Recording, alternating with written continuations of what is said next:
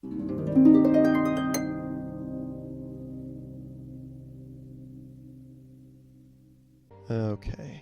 let me get back there and I'll just recap all this stuff. So, as I was saying, each character's got 3 skills that they should basically have the equivalent of expertise in, so double proficiency. Hopefully won't overlap with other characters. And you can find those on the party matrix, which I have linked under resources in Discord. In terms of special items and perks everybody's got, Alexis has Cube of Force, which is what she was using to protect everyone when we first ran back into Rizal to see what the hell was up with all the fire and screaming and whatnot. Since she is a student of the arcane, she's got a spell book containing all first level rituals, including Find Familiar, if she wants to summon a little pet to help with scouting endeavors. She's also got a Brooch of Shielding and a Wand of Magic Missiles, because that's how they that's one of the things that they train in. So she's got the Brooch to keep her from getting it blown away, and her peers have the same. She's got a Hat of Wizardry, which is her spellcasting focus, and also lets her once a day cast a cantrip that she doesn't already know, as long as it's from the wizard spell list. Let's see, anything else interesting? Meteor Storm. No, she does not have Meteor Storm. Oh, she does have the cotton candy incense from earlier. That was one of the things that she bought from Melon's Handful. She also has, I think she also has Just Desserts, the box that contains and preserves desserts for as long as they remain inside. So those, I think that's it for the nifty items she has. For Kelsey, Alis is particularly good at insight, perception, and what was the other thing? What was it? Insight, perception, and persuasion. I don't think I marked persuasion on the sheet. There you go. Okay. So those are the skills that she's particularly good at. In terms of spells, she's got Friends as a cantrip. She's got Vicious Mockery that she can use. She's also got a Wand of Detect Magic. She can cast Disguise Self once or twice a day. And I believe she and someone else in the party have Sending Stones that they can use for remote communication. She's got a Ring of Feather Falling. She's wearing a, I don't know how to pronounce, I've never known how to pronounce this word, a Periapt of Wound Closure. So if she gets KO'd, she stabilizes automatically. I think I gave everyone a Potion of Healing. One of the more noteworthy things, she swiped her aunt's purse, which is a bag of holding. So it's got a shit ton of mundane stuff in there, as well as a few special items, such as she's got a crystal ball, for one. I believe she also I think she also has the bottle of Frost Troll milk, possibly. So that's kind of neat. Let's see. Emil's got a shit ton of alchemy stuff. He's particularly adept at acrobatics, performance, sleight of hand, and as well as his alchemy kit. He's got an ever-smoking bottle, some gloves of thievery, a tan bag of tricks, which contains tons of delicious animals that can be used to distract things with. He's got a blowgun with sleep darts, another one. He's also got needles that'll knock things on their ass. His armor is always smoking, just from all the alchemy shit that he's blown up on himself. And this will be an item that Emmett is familiar with. In his backpack, he has a big old alchemy jug. Isaac has a short sword of warning, which helps avert being surprised. He's particularly good at athletics, stealth, and survival. In addition to his fancy short sword, I believe he's got a Cloak of Elvenkind, which gives him advantage on stealth checks. He's got an immovable rod, which is a magic item where you press a button on one end and it cannot be moved. You need like a 30 DC strength check to like move it when it's locked in place. So you can do all sorts of fun things with that. He's got a ring of jumping, and a rope of climbing, so you can hold one end of it and then tell it to like snake up a cliff and tie it and knot itself to something so you can climb up and do other fun things like that. Vana Era, her father, Prince Varnadil, sort of uses her like his miniature bodyguard and his ace in the hole. So she is geared up to be able to save his ass if he gets in trouble. So she's actually got a fairly potent magic sword. She's got a belt that lets her lift about a half ton over her head if need be. She's got like legit armor, and she's also got a staff of healing to undo unfortunate mistakes. In this case, hopefully saving it to be able to use on our party whenever you guys find them. She is a Tempest cleric, so she's got a bunch of things that are related to the weather, such as thunder wave, fog cloud. She can do cure wounds and such. You want to say hi to everybody before you get to bed? Okay. All good? Nice. Let's see. Pip, he actually has a couple items on him from before he got turned into a bunny. He brings to the table a deck of illusions and also a portal wand, which if you've ever played the video game Portal, it can be used, unfortunately not at will, but 3 times a day it can be used to make a portal similar to how you would in the video game Portal. So you can go down the rabbit hole with him a few times a day if need be. Mm-hmm. And let's see, is that everyone? I'm sure you didn't know this, Michael, but just as an aside, the D&D movie came out this week for anyone watching. Uh-huh. And in the movie, there is a portal wand. Are you serious? I am serious. Don't tell me things. I'm going to go see it tomorrow. Oh, I'm sorry. going to see it tomorrow, too. But That'll be it. Nice. So. Oh, that makes me happy. I found it on. I had searched a list of like fun magic items, and it ended up being like a third-party item. So I had to pick up the book that it was in, but I was like, I guarantee you it will probably be a canon item very soon. Oh man, I hope so. So there were a few fun things on there. I was like, oh my god, a portal wand, that's awesome. So yeah, just thought I'd say that for the people that might be watching this in the future. Michael did not steal that idea. No, I found he was it. First. I found it from a book that I purchased. So so yeah, I did not invent it from scratch, but I did also not steal it from the D&D movie. Okay. All right. So I guess, did anybody have any questions or anything before we get started? nope. I think I'm good. Alrighty. In that case, let us pick up with some people who are found themselves in an unfortunate plight. All right, so we begin. We begin in a prison cell. Let's see, where is this room? D9.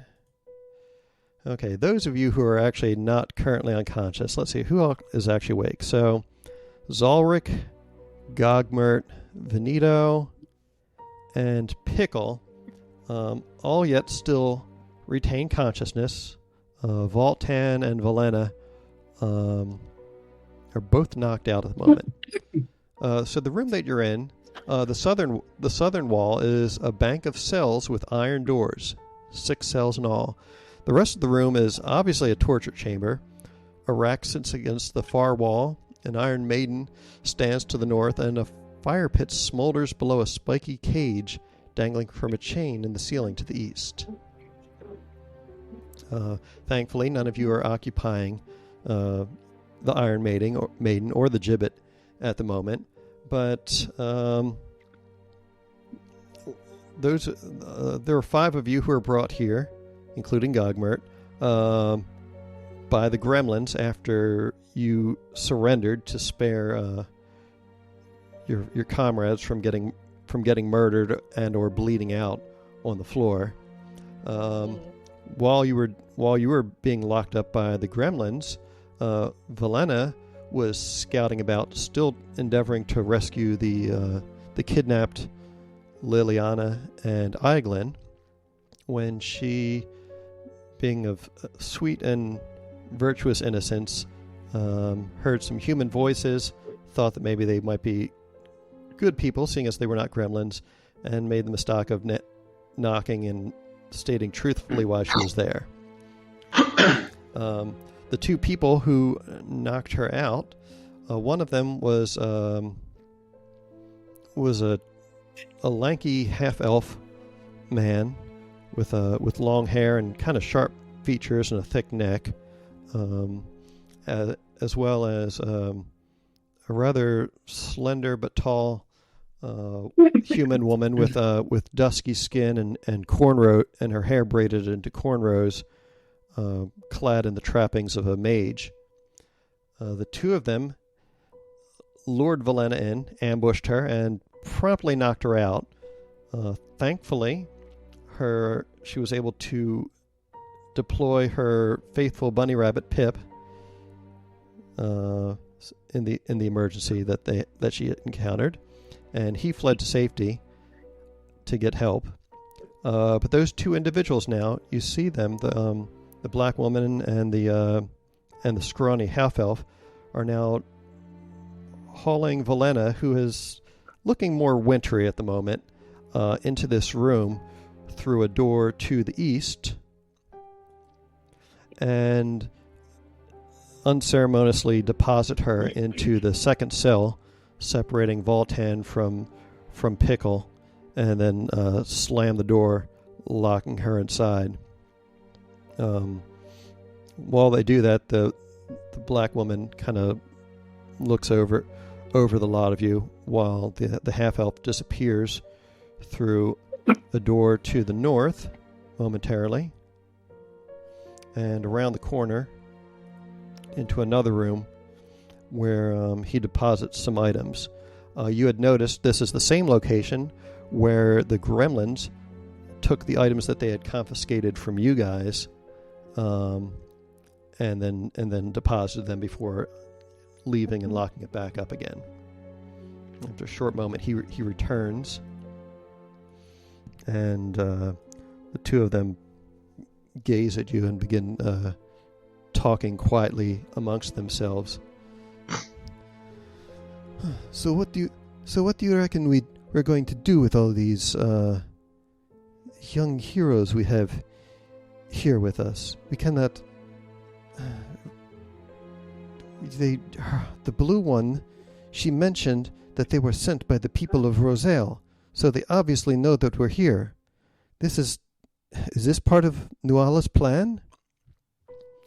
The half-elf, in turn, he just kind of runs his hands through his hair and is kind of massaging his forehead, and he says, I don't really know what she's thinking. Well, we probably ought to be telling her, because, that's not great. They found us super fast after the attack on the town. How the hell? And from further over, you can hear a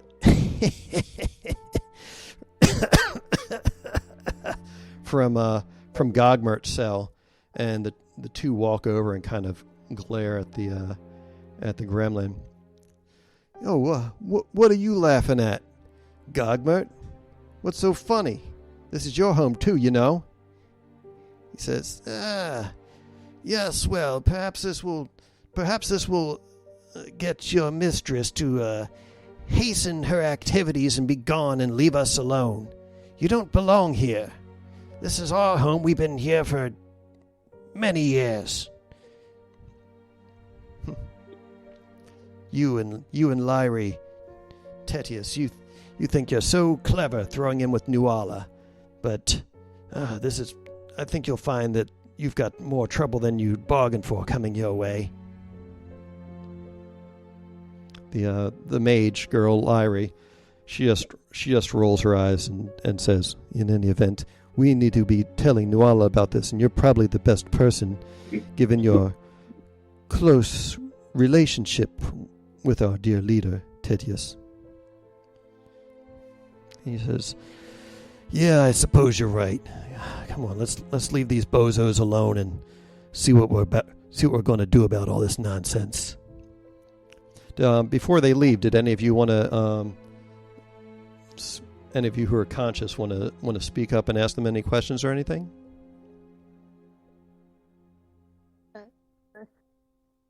Would you let us out, please?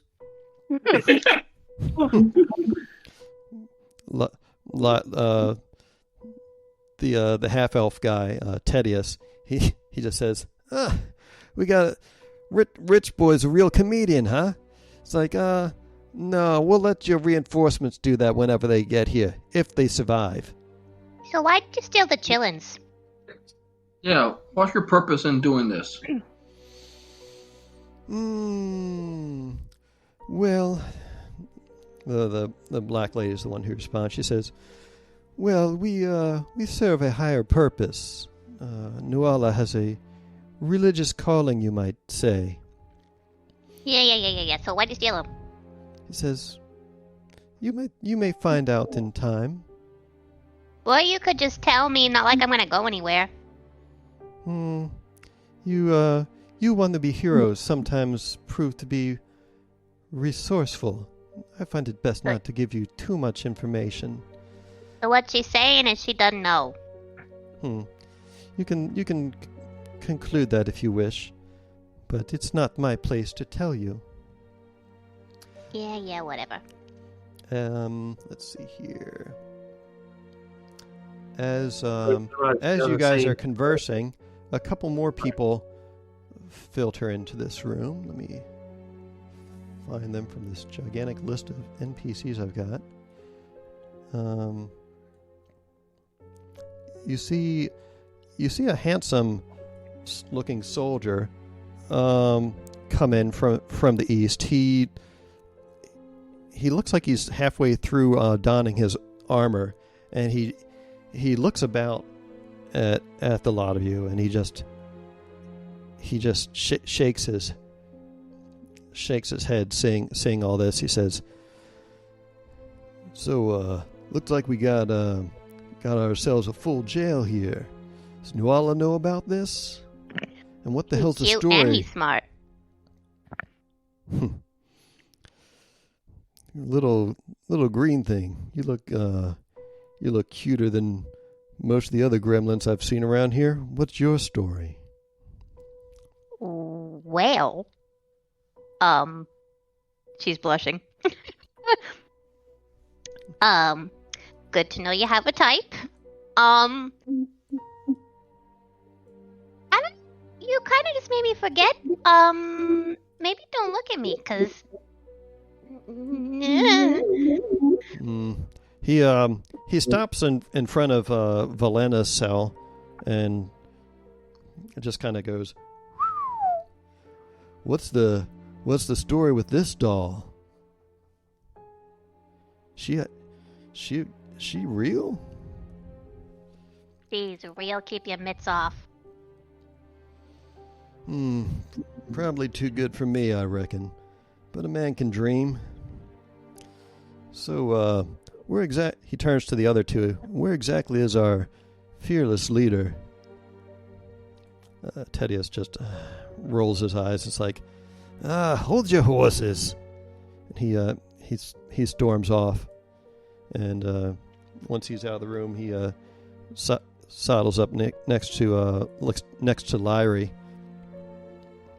and gives her a smile. And she just kind of narrows her eyes at him and says, "Ulrich, what do you want, and why are you looking at me like that?" He says, "No reason. I couldn't help but seeing how you're looking at Tedious, though, in spite of the fact that he's otherwise occupied. But you know, I'm available if you ever change your mind. Ugh. She just rolls her eyes. She says, "You're not my type." Wow, he's really thirsty. He just flirted with 3 women in a row. One of which was unconscious. All right. He says, "Well, a man's got to keep his options open." Yeah, well, I'm feisty. Rawr. Yeah, I can see that. Well, I don't suppose we have anything approaching a plan. She says, "Not really sure, but the people in Roselle, they definitely know we're here. This lot," and she motions to her 6 the new guests in the south end of the room. "Apparently, they're all here to rescue children." Auric, the human mercenary, looks at her and says, "Children? What are you talking about, children?" And she says, "Oh, don't you know? Gogmert kidnapped a couple of nobles' children from Roselle. They're around here. Newell is intending to pay them some special attention, I believe." Ew. And he says, "Whoa, hold up. We're kidnapping children now? I don't remember signing up for that. What's that all about?" She says, "Who knows? Her plans are her own. I'm just interested in these ruins. They held quite a number of ancient mysteries. Whatever else she wants to do, it's no concern of mine. I'm just an archaeologist." So what do you mean by special attention for the children? If I knew, I wouldn't share. It's not my place. Told you she didn't know. I like your spunk, kid. Try to keep your head. So far, so good. After another couple minutes, you see a rather large and hulking individual appear. Let me post some pictures in Discord for you guys to be able to see these ne'er-do-wells. Let's see, NPCs and notes. Witchlight artwork. NPCs.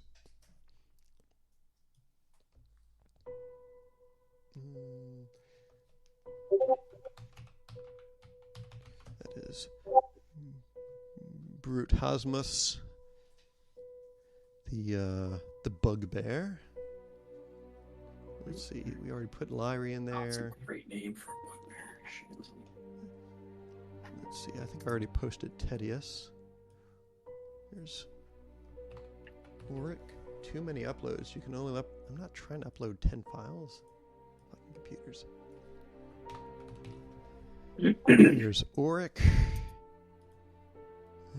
Let's see, anybody else? And she's about to make her grand entrance. A moment later, you see a rather striking-looking woman with white hair, and she's wearing. Give me a perception check, those of you who are actually awake. All right. Nope, not very good. I'll give it a try.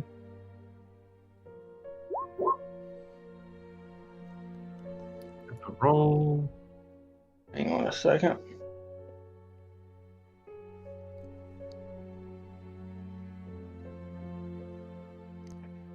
Why does it say Playboy Ugh LOL in chat? What? That's Kelsey. Yeah, that was my response to what's his face. Or Kelsey's response. Okay. Yeah. I was confused. All right. 13. That is something A-list might say. I Yeah. mean, it kind of is. So I'm like, wait, what, did I type that? I don't remember. Oh, 23. Oh, Okay, nice. Zalric, this woman looks very familiar to you. And you're looking at her. She's tall. She's got white hair. She's got like whitish blue eyes. She's very physically fit. She's absolutely gorgeous. Notwithstanding the huge scars that she has across her midriff, where seems like she's purposely removed the bottom of her breastplate and any chainmail that would help protect her innards. And it occurs to you, this chick looks a lot like Voltan. They look like they could be. They look like they could be twins. Our companion Voltan? Mm-hmm. Your paladin, who is currently unconscious a few cells over from you. In fact, this woman, whom you surmise to be Nuala, she actually pauses in front of his cell and turns to the others. And even though her eyes look very intent, her face is completely passive and without emotion. And she turns and asks the others, "Is this some sort of a joke? What's the meaning of this?" What do you mean? She turns back around and looks at Venito, and she says, This man, where did you find him? Who is he? Why does he look like me?"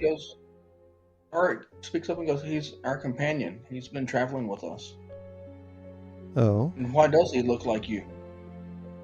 I don't know. That's a good question. Gogmert, what do you know about this? And why are you here? Because he's a shady mofo. Dogmart's a traitor, that's why. Oh, is he? Yep. What exactly did you do, Gogmert? I know you have no love lost for me. The gremlin just if you could see him, he'd be wrinkling his nose and baring his teeth. Hey, is that the one you called a long-shank bitch? He says, I make no secret of my disdain and distrust for this arrangement between you and Rip Nugget. This is a bad deal. You're going to bring down murder and death on our whole clan. You should leave. This is our home, not yours. Actually, go back up. He says, well, I can see why Rip Nugget would have placed you down here. So, I must thank you, however, for abducting those children. They'll be eminently useful. How? Why? Hey guys, I gotta step away for a moment. Okay. Okay. She says, what's this? And she walks past the bugbear and gives him a pat on the shoulder, because he's really leaning up against the bars to Valena's cage, and he's visibly salivating as he looks at her. And it's creepy as fuck, but it doesn't look like lust. It looks like hunger. Ew. He said, Nuala looks past him and says, "No, they're not for eating. We need all the sacrifices we can get, remember? My transformation requires it." She stands in front of Pickle's cage and says, "Well, you're a curious one. Yep. I don't remember seeing you in this enclave before. Are you with the tall ones? These other longshanks, as your kind calls us?" Well, to be fair, I never heard that phrase until What's His Noodle a few cells down, I think, called you that. At which point Gogmert says, "What kind of gremlin are you? If you've never Not a heard, gremlin! goblin, whatever. You little green bitch. Wish you'd never come here. Want me to kick your ass again? I will totally kick your ass again. Yeah, take it up with the bars." Can I kick his ass, please? He says, I may still have need of him yet. Perhaps another time. Well, Brute. She taps Brutasmus, the bugbear, on the cheek and gets his attention. He says, "Brute, would you like to add this one to your harem? I know that you've been entertaining Rip Nugget's wives since he no longer seems interested in them, but she seems a bit prettier than the other girls. Wouldn't you agree?" nope. I would not agree whatsoever. I'm not I don't know what you're talking about. Nope. Well, I suppose you can pipe down for the time being then. He does have his charms, even if he doesn't speak much. So, what you need the chillins for? Oh, them? Well, if you're going to go fishing, you need some bait, don't you? Fishing for what? You got a beef with their parents? She just winks at you and then leaves. She said, and she looks to her friends and says, "I believe we have much to discuss. Come along, let's leave them to their own imaginings." And then the rest of them leave. Although they do have to, you do hear them whistle from the next room over before Brutasmus finally leaves and gives he does give Pickle a long look and waggles his eyebrows before shuffling off and closing the door behind him. Well, I think we've learned a valuable lesson. Never, ever, ever, ever, ever let me have a plan. Ever. Also, who can pick a lock? Isn't I thought Pickle was proficient in thieves' tools. Oh, that's right. I can pick a lock. Yeah. If only you had some lock picks on you. If you would Only. like to make a sleight of hand check to see if you managed to conceal any of them on your person when you were searched by the gremlins. Sure, why not? This will totally go well. Roll some beautiful bean footage. 19. A 19, you said? Yep. As it just so happens, you do have some lock picks on you if you would like to get to work with them.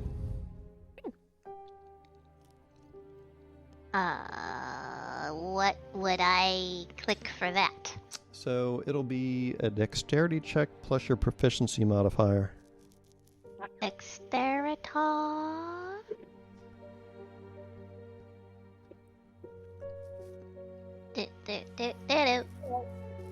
Wait, plus my what? Plus your proficiency modifier. It should be plus 2 at this point, I think.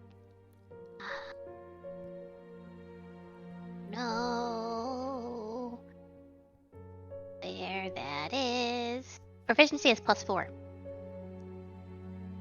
Is it? Oh! I can't be. am clicking that. Are Why do you- I keep winding it? I keep winding up on the wrong sheet. Oh, okay. Hold on. Let me try to get back to To Pickle. my characters. Yeah, I keep typing in Pickle and it takes me to OG Pickle, which is the original 9th level character. Oh, yeah. They would have a much higher proficiency bonus. Okay, characters. Pickle. Okay, view. So, with my... Do you want me to re-roll that check? It would have been the same because the modifier is the same for dexterity. What did you get? For the dexterity check? Yeah. Oh, wait. Sorry, it was the sleight of hand check that I had.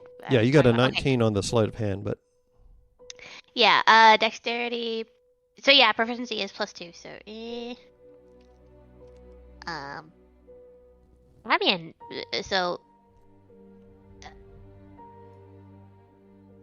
What'd you get? that that would be a 9. So you start working on the lock with your thieves' tools.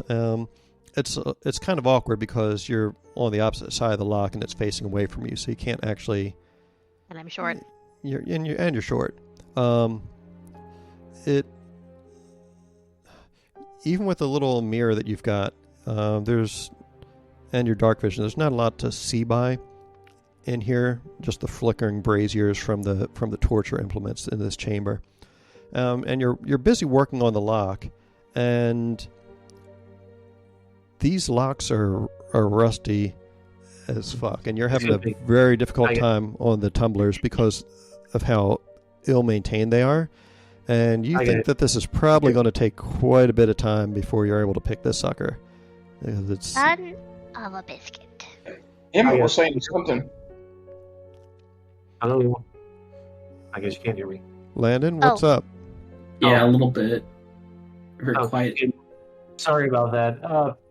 Very sorry, but I'm going to have to get out of the game. I don't know if I'll make it back.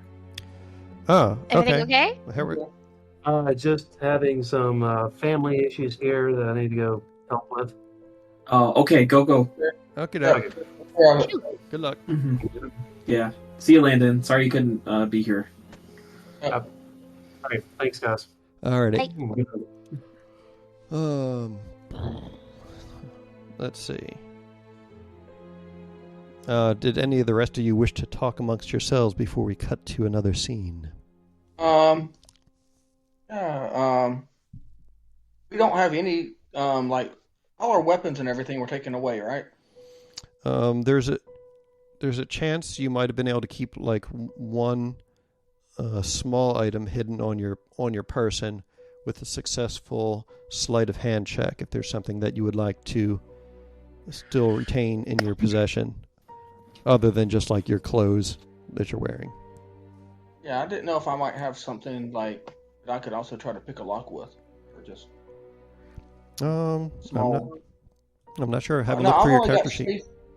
I've only got smith tools listed for my stuff and simple weapons. I don't think I would have.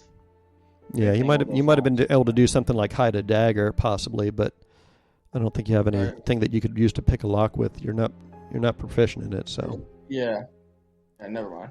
Okay. All right. Anyone else?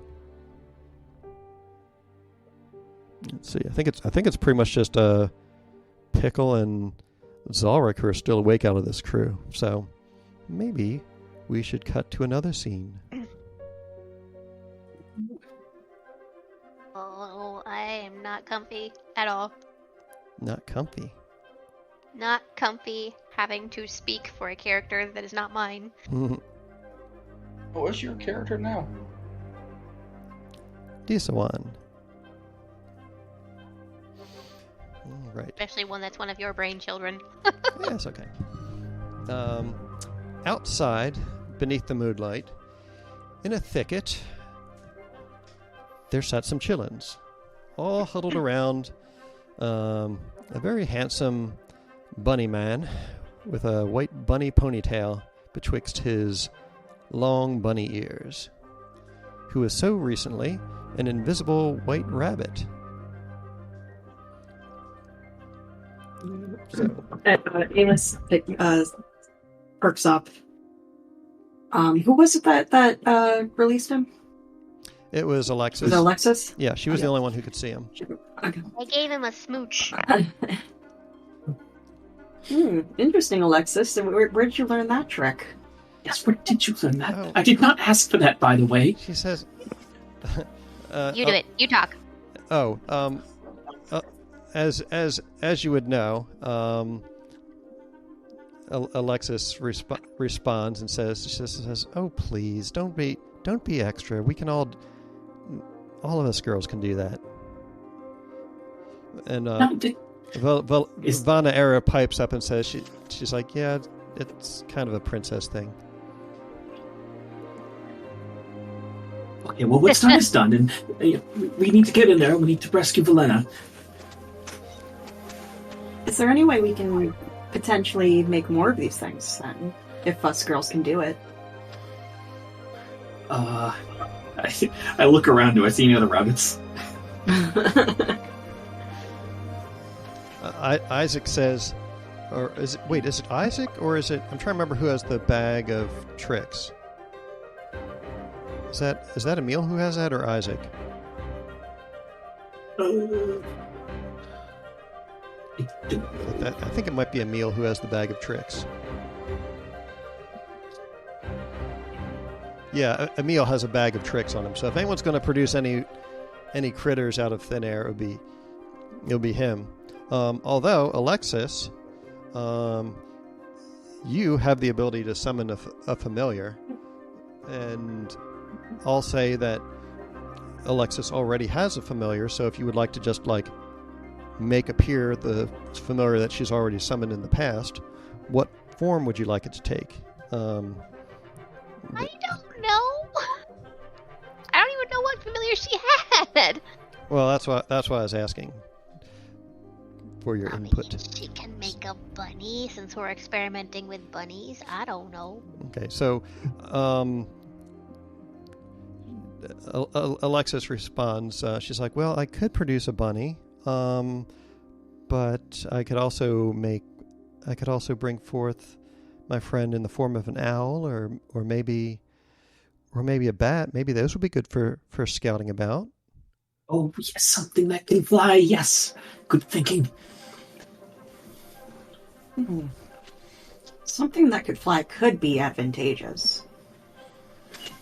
Just putting that out there. Something that could see ahead of us would definitely be helpful. He says, and Isaac, since Landon eagle? isn't here, I guess I'll speak up for Isaac, or actually, I guess Jacob is playing him. All right, so I'm now going to do Isaac and Von Era. Okay, so Isaac pipes up and says, "Well, yeah, I suppose a bat they can see without having to see, and then owls they're faster and they're quieter. You can hear a bat flapping around sometimes, but not an owl." How? Emil speaks up and goes, "How about a hawk? They're pretty fast and quiet." Yeah, and they can see from far, right? Yeah. Isaac is like, yeah, that's true, but and he points up at the sky where the moon is still overhead. He says, "It's still nighttime. When have you seen a hawk or an eagle out at night?" Decent point. Perhaps an owl then would be good. Yeah. So Alexis responds, "Okay, an owl it is," and she closes her eyes for a moment and snaps her fingers, and you see a little itty bitty tiny owl appear in a puff of purple smoke. All right, you. What's your name again? Pip. Pip. You're gonna have to fill us in on all the details then. Okay. On everything that happened and what you saw. Okay, I don't remember much. There was a place and a bridge, and there were some gremlins, and they started. I think there was a song at some point. I can't remember. And then there was a horse, and a loud banging noise, and then Velena fell down, and she didn't get back up, so I ran out, and I found you. Doesn't give us much to work on. No indication on any entrances or anything like that. How many there were? We found one entrance, and there's another behind that I snuck out from. If we actually got there, would you be able to remember, where you were able to escape from? Oh, certainly, yes. It's a start. She looks at the rest of the children's. We're gonna have to be careful. There's definitely lots of danger, and the adults have already been hurt. We're gonna have to not draw any attention to ourselves. Pip can be very quiet. Isaac pipes up and says, "I'm pretty good at being stealthy too." And Alis, I know you've snuck out of your home more than a few times. So, Vana, he says Vana, and she just holds up her hands and shakes her head. She says, "No, I know I'm not quiet. I'm meant to be an immovable roadblock who can heal. So if you guys want to go sneak off, I'll trust you. Just don't go causing more trouble than I can heal." Yeah, I could probably even maybe... Oh, sorry, you can go first, John. Oh, I was just gonna, if we stay out of sight and stay quiet, hopefully we won't have to be healed at all. That would... Like, go ahead. Well, we have to find them quick. The owl is, has they got anything good yet? Okay, so the owl, Alexis, she can send it on up. So let me zoom out on the map a bit. Who was originally kidnapped? That was Liliana, Isaac's younger stepsister, and Eiglin, Ivana Era's younger brother. So Liliana's about like 7 years old. Eiglin's probably about like 4, maybe. And they're still... Yes, I got confused. I thought some of the kiddos had escaped. No, none of the kids have escaped. Just their parents. Well, no, none of the parents were captured. I'm saying they've escaped their parents. Oh, well, I mean, everyone here has escaped their parents, essentially. But Yes. yeah, because Ambassador Varnader, Vernader. It's Arvinder, not Varnader. Ambassador Arvinder Chlognar, he got KO'd when the bridge on the north side of Roselle got destroyed, as did Prince Varnadil. The two of them went riding off on their own to pay back the bad folks for what they'd done, and they ran straight into a trap. So yep, I remember that. As one does. I just was a little fuzzy on who had been kidnapped, and my brain for some reason had translated it as some of these kiddos had escaped the gremlins. Aaron, but nope. Aaron, the only one here who's fuzzy is Pip. That's true. While they're all talking, I'm just going to kind of like tap her chin and think, I could probably disguise myself as one of those gremlins and get in. Oh, you don't want to look like them. Well, ideally not. I mean, I'm much prettier than them, but... Oh, I get what you're saying. Yes, okay. That could work. Right, so the owl is busy scouting around. If you zoom your map out to about 20% or so, or just watch my stream. Oh, roll 20, duh. Yeah. Yeah, I was wondering why you weren't in here. I forgot. So, as the owl is scouting around, it sees a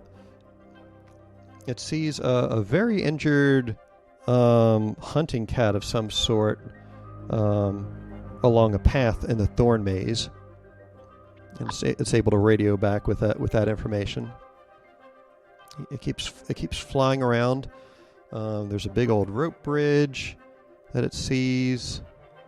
Give me a perception check, Aaron. Whose stats am I using? Alexis. Okay, because I always just want to make sure. 4. 4? Okay. Yep. So it keeps scouting around. It sees that looks like there's a gremlin passed out outside of the fort.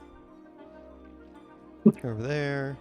Keeps scouting around. It sees that there's a couple gremlins up on top of these towers. They look like they're... It's not sure what they're doing. They look like they're being loud and stupid, maybe playing a game or something like that. I'll mark those on the map. Or try at least. Come on, GM overlay. Layer, token layer. Token layer. Token layer. Okay, so the owl flies over.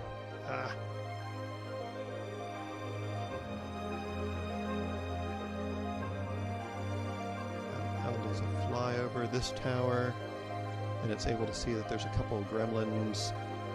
Ooh, they've got bows and stuff lying on the ground, but it looks like they've been drinking and partying up on top of this tower.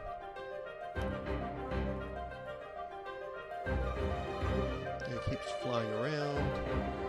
It sees that in the cliffside over here, there's a big hole in the cliff face covered by vines that looks like it leads into the interior of the island. It keeps circling around.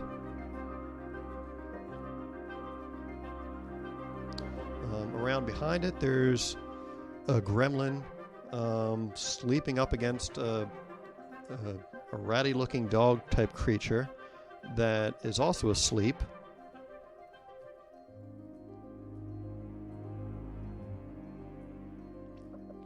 As it continues swooping back around, it sees what looks like there's some sort of a cave underneath the cliff over here.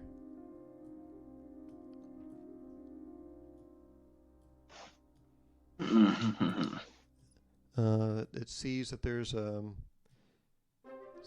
big hole in the ground here that leads into some sort of a cave. Swings around this way, and it sees another cave underground here as well. As it swoops low over the hole, it reports back that it hears some sort of a scary animal breathing sound, and that's what it's able to find. One more thing it found over top of the fort. It sees that looks like there's a bonfire that's starting to burn really low. And it's like a cooking fire, and it looks like the remains of some large animal, possibly like maybe a horse or something that's been burned on a big pyre. And there's a couple gremlins in this open air courtyard out there. One of whom looks like he's passed out. Another one who is enthusiastically cutting flesh off the roast beast and still chowing down. So the owl returns to Alexis and perches on a little branch not too far from her.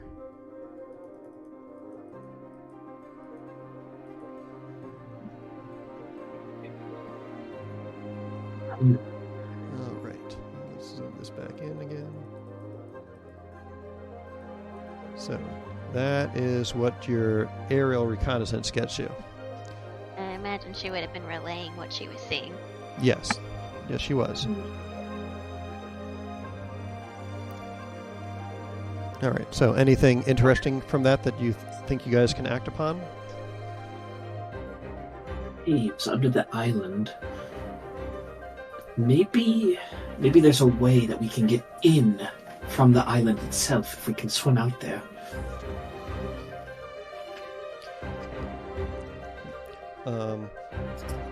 Vana Era pipes up and says, "Alis, you're really good at swimming. You've got that unsinkable armor, don't you?"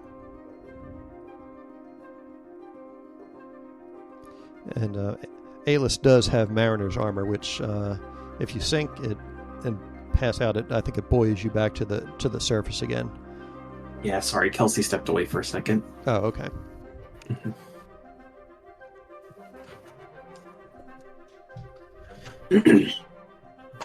Yes, I think maybe if we swim in, we might be able to navigate through and then possibly get underneath where they're keeping the rest of them. I don't think they're keeping them on the ground floor. I think we would have found them if we knew. And there's definitely a staircase that goes down in there. I remember going down and then back up. Okay, well that's good to know. Alexis, we should probably see what's inside that cave before we all go out there. Do you think your owl can get in there and get back out?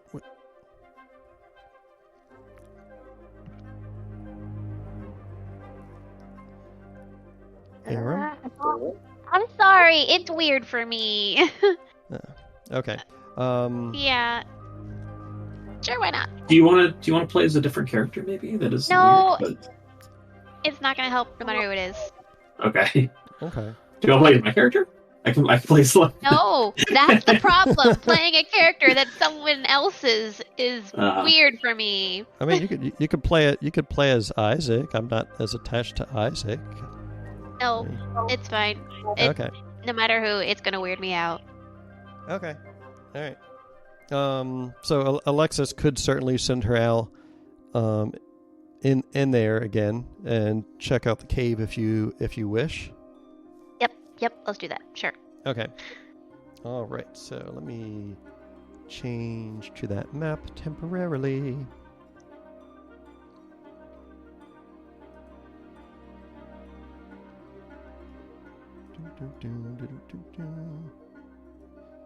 Anxiety is a fun thing. Where is the party star?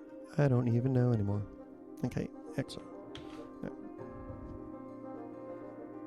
I said party start. Copy and delete. Alright, so the Mr. Owl takes off once more and begins flying around. And let's see. I don't see. I know I'm doing something on my Okay. end. Okay, so it starts flying around again on a different map. And there's it's like a big, there's a whole bunch of vines here hanging down from above, but there's definitely a cave or something.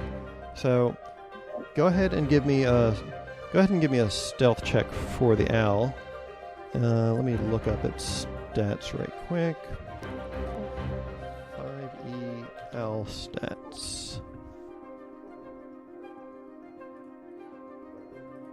Here, let me link you to the owl on Discord so you can have this. Where is Aaron? I don't even know. Where?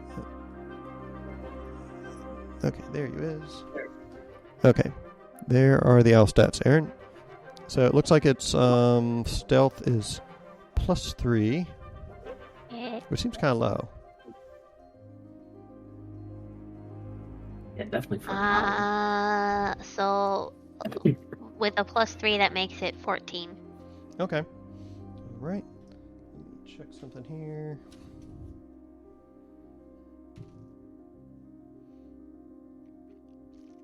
So the owl swoops into. Has some problems getting through the thing since I need to do that from the DM side. Well. So it swoops in and it sees a cave complex of sorts. Give me a perception check for the owl. Clicking the thing. Do. Perceptions. I'm sorry, I'm looking at their. Oh, is also +3. Okay.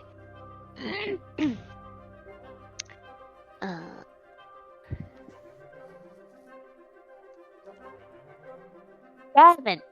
Oh, wait. Plus 3 is 10. 10. Okay, so you swoop in through there. Let me...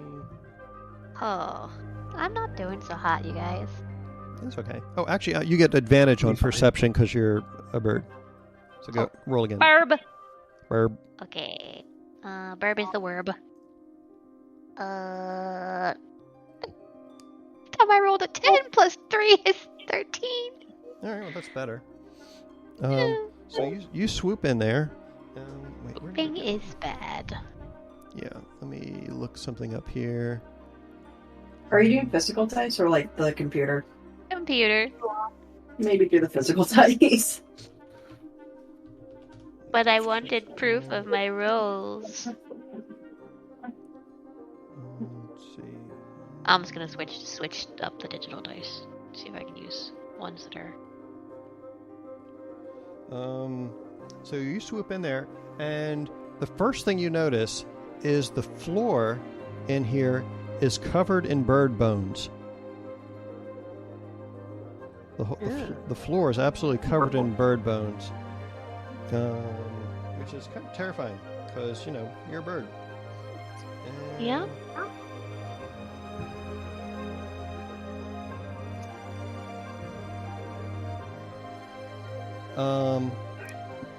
So you're flapping around in there. You see that there's a cave that leads to the south. It has some sort of it looks like a storage room of some sort, with a closed door in there. You come swooping back north again. There's another door up there in the room full of all the bird bones.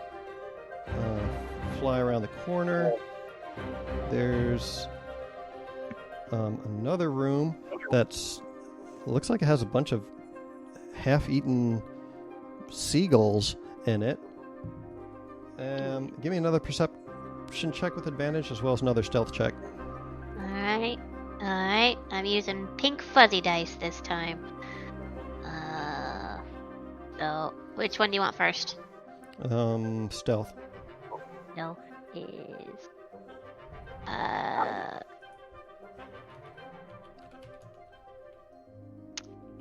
That would be a 15. 15 for stealth? Okay. Yep. And then...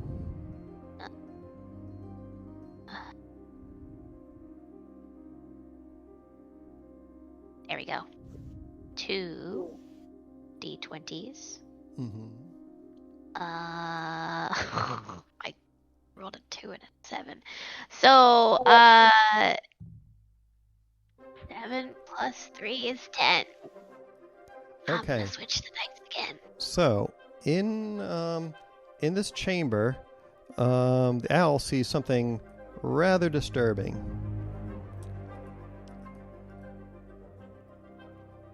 What does it see? It sees what looks like some sort of a creepy squid creature with long tentacles, and it decides oh no, that's bad. I'm getting out of here. Yeah. Yeah. So Burb turns around and hightails it. And as it gets into this room, it sees just in the nick of time a tentacle lash out towards it, and it just barely misses. And it looks like there is another one of these things in this room.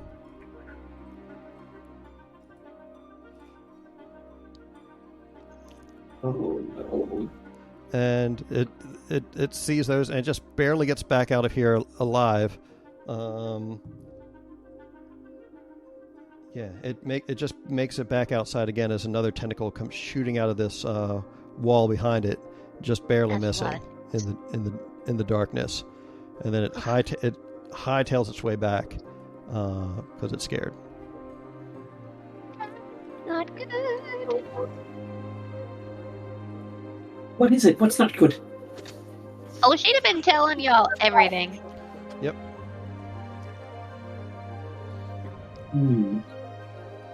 Well, okay. Do we want to take our chances with a bunch of drunken gremlins, or do we want to take our chance with the disgusting squid creatures? I mean, pick your poison in that case. Isaac pipes up and says, I mean, I think squids are poisonous, aren't they?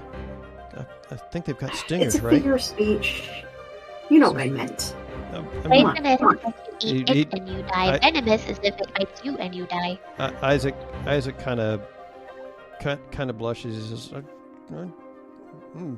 he just folds his arms and looks off. As the owl is hurriedly returning, it does notice something else interesting. It sees someone leaving the fort and heading towards the bridge. Oh. Is it possible to get a closer look-see? Yes, the owl turns around and heads back in that direction to get a better look-see. And let's see, where is the token that it sees that I'm trying to put on here? Because there's so many goddamn tokens. The token. Come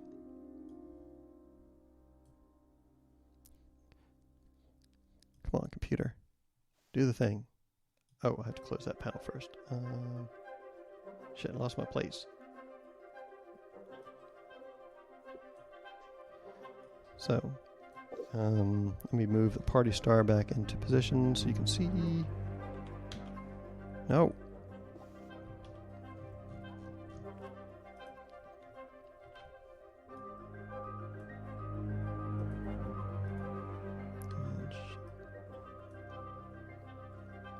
Did I not move the players back into the correct map? Oh, sorry. I had you guys on the wrong map. So the owl does another pass again, and it looks like it's an adult human, and they're wearing a lot of armor, and they're walking, and he kind of pauses by one side of the bridge and seems to be examining some ropes and whatnot before he turns back around and looks back at the fort and then looks away again and he unsheathes his sword and starts making his way across the bridge slowly, as if with his sword in just one hand and holding the rope on the east side with the other, as if he doesn't trust the bridge. They fixed it? Yeah, they did. Oh. Yeah, that's how Pip got back across. So yeah, it's a man who's slowly making his way across. Scratch the bridge as the owl scratched the bridge of the rope. Making away. While the owl sees that, the owl also catches some other movement.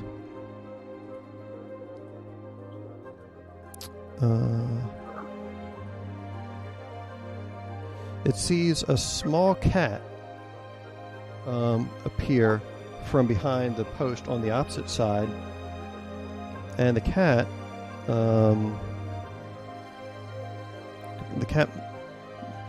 kind of looks after the man who's leaving and wrinkles its nose before it goes running back over the fort and climbs up the wall onto the roof and runs back inside momentarily. Oh, I'm so tempted. Wait, small cat? Like house cat or? Like a house cat, yeah. Oh, I'd be so tempted to drop that into the drink. I mean, you can certainly try if you want. What did you say, Emmett? Said that might be Gloom as a wild shape. Oh, never mind. Well, I wouldn't know that. Yeah. You never But know. I also wouldn't know to think anything fishy about the cat. So No, that's just a cat. That's a cat. It could just be a cat. it's a cat. So Yeah. the owl comes. Sometimes the cat's just The owl's just basically like circling high in the air, and this soldier makes his way down into the thorn maze, Incoming. and he kind of stands and lets the tiger see him, and he says something to it. He says, "All right, Tangletooth, you just be a good little kill cat and stay right there." And the cat looks like it's in pain, but the human guy just sort of reaches into his pack and just tosses out something that lands near the cat, and it tentatively sniffs at it before pulling it closer with its claws, and then it starts gnawing down on whatever it is he tossed. And while it's doing that, he quickly slips past it and continues on his way. Suspicious. And from what your owl can see, it looks like this individual is making their way through the maze, sort of in your direction. Oh. Okay, time to get going.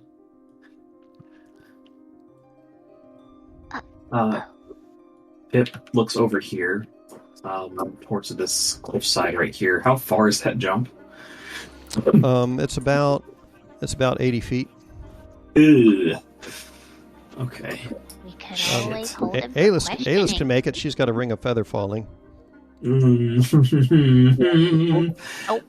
don't like us doing it though. Yeah, Isaac. That's a lot of d6. Yeah, Isaac has his magical climbing rope plus an immovable rod. We could hide for now and then, like, hold him for questioning. I don't know. So you guys have like you guys have about 3 rounds to make a decision as to what it is you want to do. I hide. All right. Don't look to me. Hey guys, I'm out. Hey, I welcome. would back. say hide. Hide. Hide. Okay, Can Landon. you hear? Yeah, we can hear you. Landon, there's you guys did some scouting around on this island. Can you see? If you zoom out on roll 20, Alexis summoned her familiar in the form of an owl and had it scout around the island. It found a cave on the east side of the island that has a few tentacle monsters in there that looks like it enjoys snacking on seagulls. So it hightailed it back out of there. And as it was coming back, it noticed that there was a human in lots of armor who left the goblin fort and inspected the bridge to make sure it was secure, and then slowly came back across the bridge before tossing a snack to the murder cat, Tangletooth, to placate it before making his way back through the thorn maze. It looks like he's heading towards the exit, which is pretty close to where you guys are right now. The only other thing that you saw that was notable, there's some goblins camped out on top of the watchtowers that look like they're drunk. There's a pyre that they're cooking a big old horse on in the open air courtyard in the midst of the fort that a couple of goblins are snacking on. And then there was a house cat that noted the armored human leaving and then like ran up the wall and back across the roof into the interior. Okay. So that's yeah, everyone's currently determining if they want to hide, if they want to run, if they want to try and accost this guy or what. So you guys have about 3 rounds to determine what it is you want to do. Bad. I roll a natural 1 again. Fuck. Okay, so you got a nat 1 on stealth? Yeah. All right, so Pip is hiding under a bush with his little floofy tail sticking out from behind the cut in the back of his long trench coat that he wears. He might be making some pitiable, nervous noises. You ever seen like Ow. Say that again, John? And I said, can Emil also try to hide and help? Yeah, he can hide as well. Yeah, he can try to aid Pip. Isaac can also do the same. Actually, in fact, I rolled a 19 for stealth. Given that Jacob isn't here, Isaac, with his cloak of elvenkind, he kind of grits his teeth at how noisy and ill-concealed Pip is, and he goes over there and he throws the he like huddles up next to Pip and says, "Keep quiet, I'll hide us with my cloak." And he tosses his cloak of elvenkind so it's concealing both him and Pip. So let me roll his stealth to see if he does a better job. My God, no. So that's I rolled an 11. That wasn't. No. Okay, so that's a, let me see here, stealth for Isaac. That's a 24 for Isaac and Pip. What? Don't I have something that gives me advantage? Hang on. Yes, the way that Pip was hiding, it was kind of like how a kindergartner might like do a hurricane drill or something. He's yeah. not used to being big. Nice. He's not used to being big. He's used to being small, small And bunny boy. invisible. Yes. Let's see. I got an 11. I think she probably like realized she's making a lot of noise and maybe. I am having a hard time with their stealth check. The one thing I rolled good on. All right, so Alexis, what did you get on Alexis? 19. 19? Okay, great. And then Ayla got, what you said, an 11? Yeah. Okay, how about Emil? Emil got an 11, but he's also thinking he's got the ever smoking bottle. He does. You could use that to put up a smoke screen. Right? Would that be? Is it windy out here? Not particularly. I'm just trying to think if it would be too obvious. I mean, it might be. We haven't been spotted yet. Maybe wait for that. Maybe. Yeah. What about Vanna? How's she doing on hiding? Landon? Let's see here. We roll. Her stealth is +2. So that's 13 plus. Okay, so 15 total? Yeah, 15. That's not too bad. Okay. And I'll go ahead and do guidance too while I'm at it. Okay, so you're going to use guidance to help yourself or to help someone else? I can use, as a cantrip, I can use guidance to help everybody. No, just one person. Well, who has the lowest roll then? I think Ayla did. Oh, okay. All right. Well, so, I think we had the same roll, me and John. We Oh, both did you? had an 11. Okay. Mhm. Mind you, he looks like he's a goblin, so he looks kind of close to someone that's actually supposed to be here. So. Emil is a goblin? Yeah. Yeah. Yeah. Oh, I was figuring out which one. Okay, never mind. He's adorable. He's green. What did you think? He's got a skin condition. He's very sensitive about it. Oh, poor guy. Alright, so what does guidance do? I have a glandular That's a condition. 1d4. Yeah. Did you just assume I'm a goblin? That's a 1d4. Alright, let's see. Oh, Okay, nice. so So that that's a takes you up to 15. 15. All right. Mhm. So you guys are being fairly quiet. Let's see. You hear you hear a whole bunch of rustling as this guy is interacting with this. It looks like it's a. You're able to. Everyone, give me a perception check to see if anyone can actually. Well, actually, cancel that. Alexis can still see with the owl, so the owl is able to see that. It looks like this guy is futzing around with. It looks like a mat made out of like woven thorns and whatnot that's concealing an entryway into this maze that this man's been making his way through. So he futzes with it for a bit, gets it open, steps back out, and then puts it back in place. He takes a few steps out and pauses for Is a it a moment. perception check? Yeah. Well, that's going to be bad. But You're trying to peer through the branches and whatnot. It's kind of hard to see him. You can see that he's standing out there somewhere. I got a 17. We're kind of blocked by that hedge too, though, right? Mm-hmm. Sure are. He's kind of standing there for a moment, and you see something.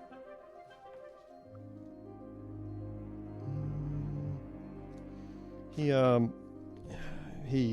adjusts his pack and whatnot. He looks around, almost like he thought he heard something. Looks back towards the gate, then kind of shrugs. He digs around in his pack for a moment. Then he looks like he pulls out a torch that he then lights before he starts walking further away. And you can hear him mutter, "Good riddance," as he proceeds to walk further away. Fish. You guys want to do anything, or do you want to wait until he's out of sight? Ah, damn! I really want to do something. You can if you want. Do too, but I also don't want to get his attention on us. I want to do something really dumb, but I'm just not going to do it. Do it. I already did dumb stuff. Your turn. The thing for dumb things were it's the last few sessions. So. No, I'm gonna refrain. Okay. Hey, somebody besides me have to do something dumb. Nope, not yet. Later, I'm saving it. All right. Aaron, what were you thinking? I wasn't thinking nothing. I'm thinking I don't make decisions no more. I was getting egged on to try to do something stupid, but I will not. As the man is walking further out of sight, you everyone give me another perception check. Oh my god! What the fuck? Damn, guys. 17. Damn. Yeah. Well. Oh my god. Okay. Vana Era. Has anyone actually rolled above a 10? I haven't rolled above a 1.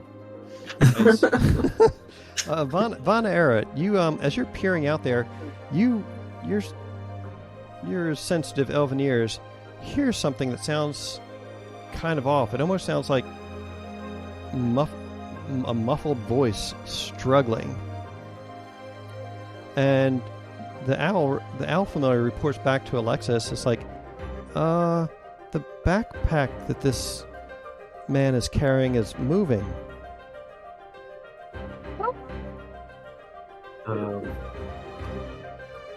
That seems weird. Alright, maybe... Pip gets up quickly from underneath the cloak and walks out of the clearing. Okay. Excuse me! Holy shit! The man. I'm the master of this maze and a fake creature of great power. Surrender unto me the sack's tributes, or you will be cursed. Okay, give me. Are you doing deception or intimidation? Deception, definitely. Okay. Roll bullshit. Go ahead and give me a deception check. This dude, he just kind of he drops his torch on the ground and he puts both hands on the hilt of his sword and he's looking around and says, "What in tarnation?" Level 1. 13. All right. All right. Let me roll insight for him. He says, "What the hell kind of rabbit are you?" Powerful master of the arcane arts and a master of the creatures in this maze. You would be wise to flee. He says, "Look, I don't want." He says, "Look, I'm not messing around. I'm not messing. Do I look like I mess around? Drop the sack and run for your life." He says, "Now, I'll put this on the ground real nice and slow." So he starts to slip one arm loose, then another arm loose, and he starts lowering it down to the ground. and then he tosses it at you.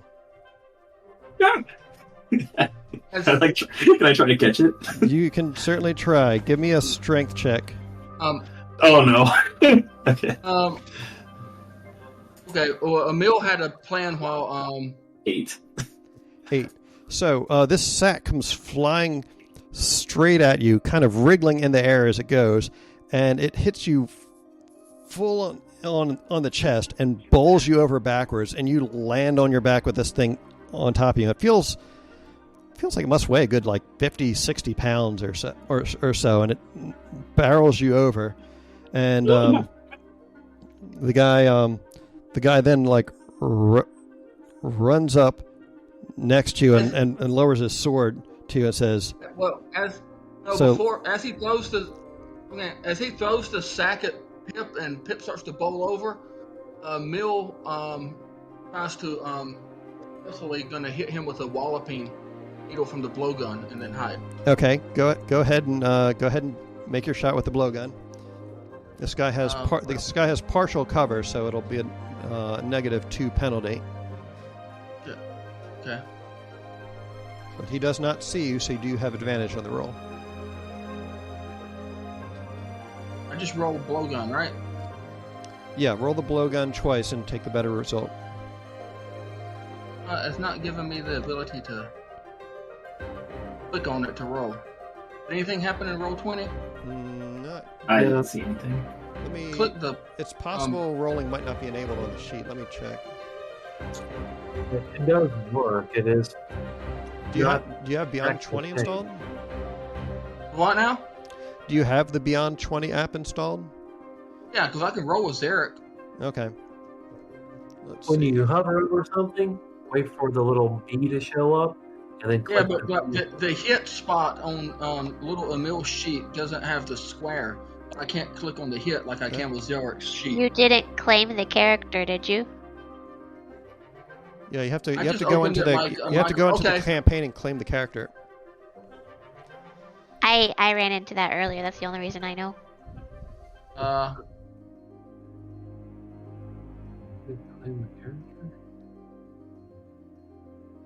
No, if you want, I can roll it for you. Okay.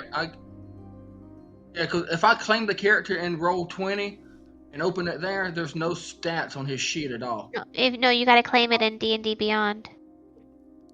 I've got it open in D&D Beyond. How do you mean claim it? So when you go to the campaign and it shows you where all the characters are, there should be a thing that says claim character because they're unassigned characters. Yeah, so you know where the little hammer and the anvil is to go into the stat builder? Just to the left of that, it should say campaign worlds unknown. So click on that. I see campaigns world unknown. It doesn't have that character listed. It only has our main characters. Scroll all the way down. Under unassigned characters, it shows Little Emil and Little Isaac. Not on the. That's weird. It should. Just use dice. Characters. So it should say active characters, and then if you scroll down several lines, it should say unassigned characters. It took me a while to do this earlier. Are you looking at the campaign, or are you looking at your collection of characters? Oh, my campaigns. Okay. Then Worlds Unknown. Use the mouse wheel. View campaign. Here, let me share my screen. If you're looking at, I got it right here. Little Emil. Yeah. It says view. There should be an option that says claim. No, I don't have that. It says unassigned characters. I have view user profile or view. I wonder, do you have too many characters if you don't have a subscription? I can unassign Zelric. The only thing I have. Yeah, maybe there's a limit because he's got a free account. That's the only thing I can think of. I always say go claim A-list, and I don't pay for an account. Well, how many characters do you have on your account, John? You don't have Deidre on there, do you? No. Yeah, that might be it. I only have Well, I know he has Zell and Arl on there. Okay, well, Then I there's 6 in it. had Zelric leave the campaign, and now it kicked me out of everything. Zelric leaves the campaign. Wow. Okay. Well, I was because he was assigned, and I was trying to get him out of it, and now it closed the whole damn campaign. I only it have should 2 be slot should be 6. I'm looking at my characters, and it says 3 out of 6 used. There's like. Yeah, you definitely shouldn't have here, 6. click that to go back into the campaign again, John. I just sent you a link on Discord. Yeah. Is there a way that maybe we could just do the character sheet from within in Roll20, and then later we can figure this out? I mean, I could just tell them what to roll, I suppose. I mean, you can just roll physical dice. You can just type slash. Yeah, I can. In Roll20, you can just type /roll 1d20 plus whatever. I am. Okay. Or I could roll a physical dice, but All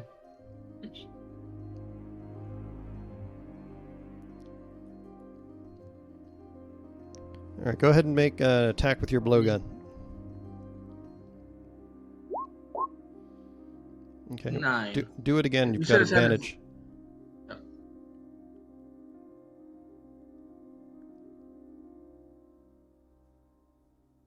I've got +2 on that anyway.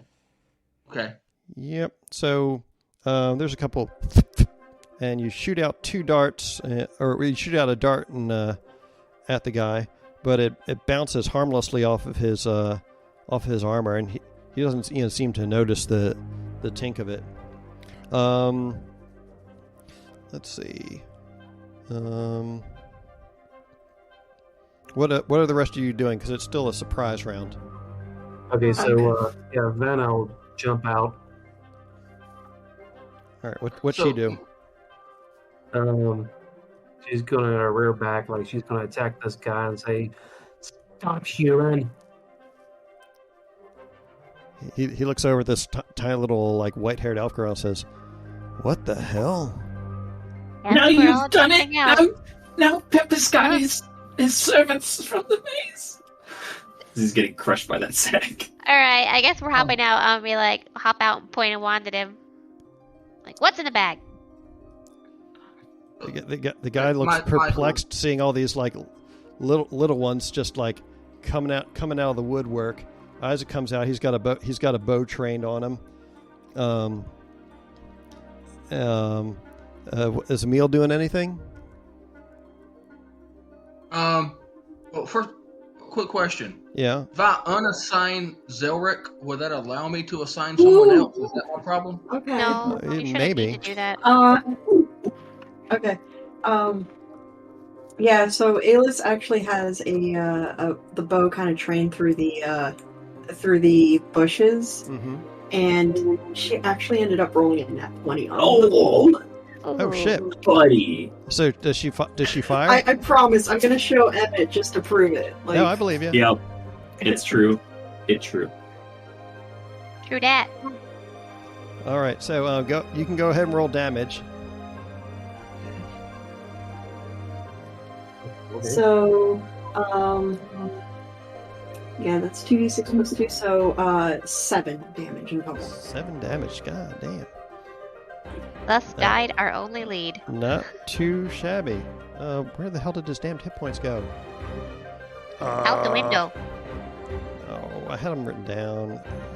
Stupid computer. Okay, that's it.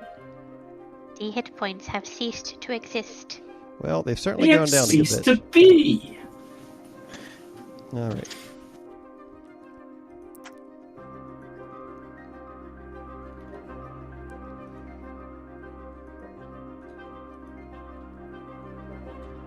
Our X hit point. Oh,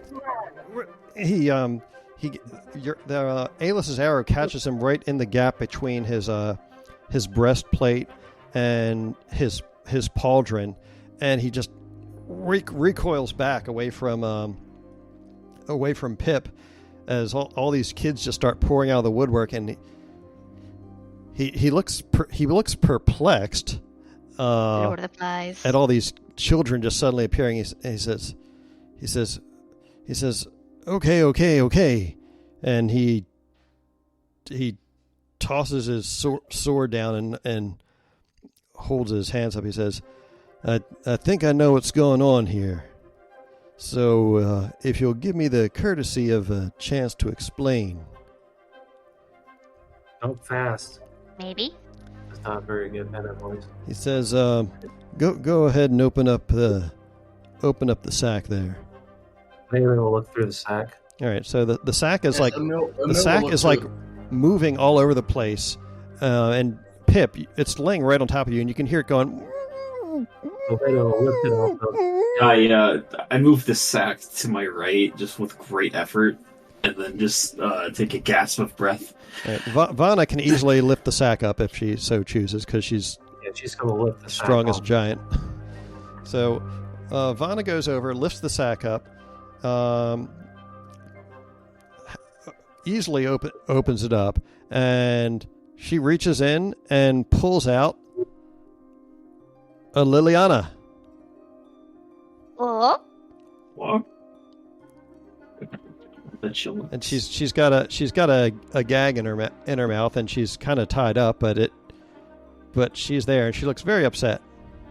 So then I'll pull the gag out of her. We'll give her a hug, and then pull the gag out of her mouth. Yep. She says, "Oh, it was hard to breathe in there. Oh my God.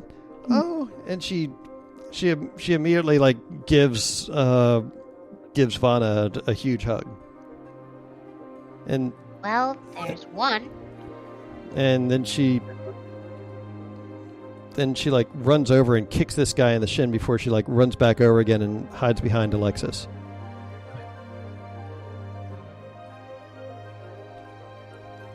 Okay, explain yourself, human.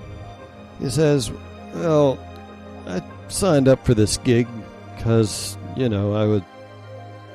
was down on my luck and needed some work, and Nuala had plenty of platinum to spare, but I'm not really much for I'm not much for murder and like living sacrifices and all that cult nonsense. I thought I was just supposed to be a bodyguard." Wait, sacrifices? Yeah. Oh yeah, she's pretty and all. Well, was, but she's kind of a nutcase. So anyway, I thought I had to try and keep this one quiet, but I figured I could at least sneak her out, maybe head back to Rosale and see if I could collect on a reward for her safe return. Of course. How much money do we have on this? So, Michael, Yes. out of game, just FYI, I unassigned Zelric. The only person I can claim is him again. I don't have the ability to claim anyone else. Oh, that's so weird. I wonder why. It's That really is weird. weird. Huh. I wonder why. Oh, 0. Yeah, Okay. I got nothing. Okay. Well, in any event, at least you can access his character sheet and roll And you in can still- roll 20. So Yeah, I can roll and roll 20 or normal dice, and Elis kind of comes around the corner through the bush. okay. So, wait, have you seen anyone else? He says, "Well, apparently that that gremlin druid said that he kidnapped two chillins, but this is the only one that I actually saw.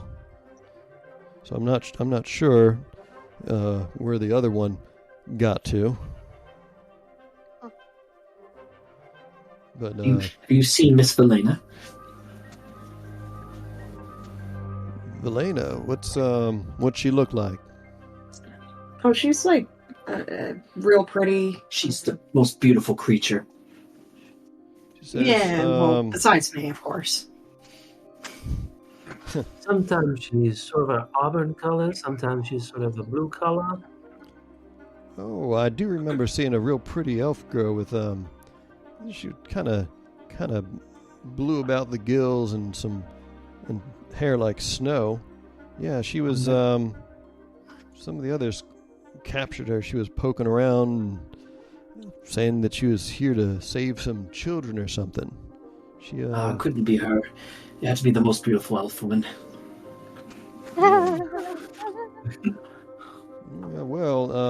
Anyway, she was pretty, kind of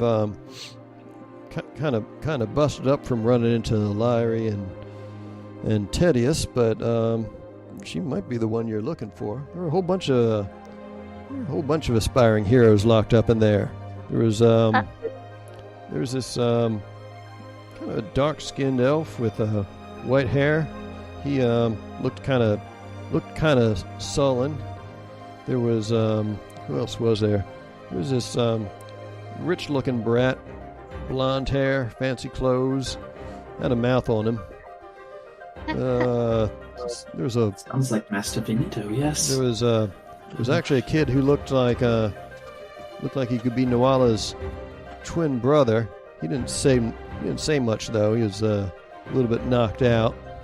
And then a little green girl, looked like a gremlin or a goblin or some such. She kind of cute, but she had a mouth on her. That's Miss Pickle. Sounds like her. That's Pickle. Hmm. They were Huddle up, maybe. Huddle. Ayla's just gonna kind of look at that. Ayla's just gonna kind of, form a circle with everyone. okay. A circle of villains and Pip. Yes. So Liliana, when she sees Aylis emerge, she glues herself to Aylis's leg. Oh, baby.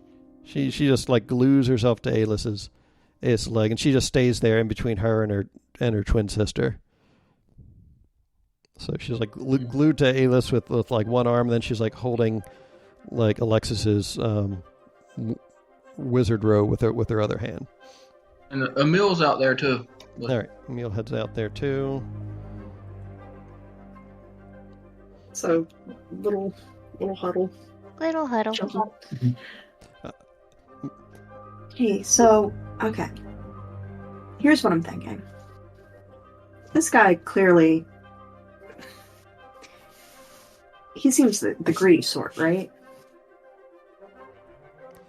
Yeah. Yes. Yeah, he certainly does. Well, he likes money, right? Oh, okay. So, here's what I'm thinking. What if we tell him that, maybe we pay for his services and he gets us in? Careful how you word that. I like the way you think, though. That could work. Well, I mean, that's what we're paying him for, is for him to get us in, right? Well, our parents, actually, but, Yeah. Do we have any money on us? So I mean, we don't, but we can get it, right? Aylis has her auntie's purse on her. If she would like to, look through the bag of holding and see what might be in there. She's gonna kind of dig through as she's talking. Okay. Now, I believe with the bag of holding, don't you have to imagine what it is that you're wanting to withdraw from it? Yeah. Yeah. Okay. So I'm assuming that you're thinking of what, gold, platinum, gems. What are you thinking of? Yeah, she'll probably be thinking about the sorts of money that gets exchanged between adults.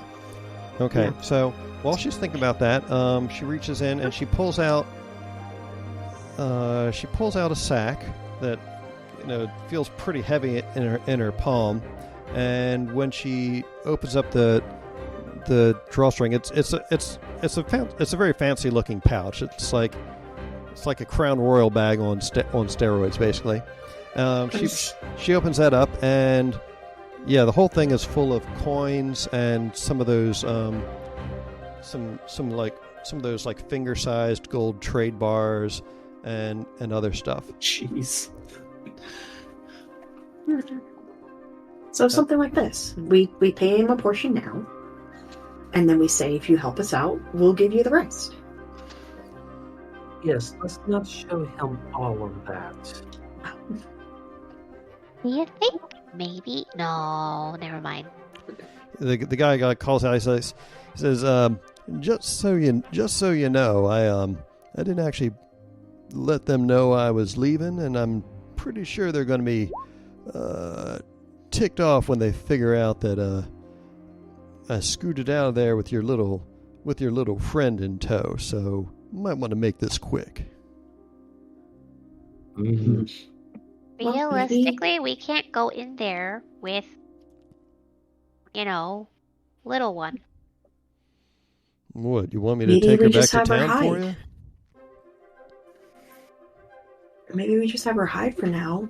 We Oh. get him to escort us in, and he can make up a story about how, I don't know, maybe she escaped or something, or... Oh, what if we're performers? Like an act? Wait. If he takes her back to town, he could get the grown-ups. Yes, he Oh, can How long yes. is that going to take, you know? That's a good backup, though, in case we do get captured like they did. Yeah. Can we trust him? We can ask him if there's another way into the fort that we can sneak in through, Okay. and have him take her back to the town for us. And leave the grown-ups back here. Can we trust him?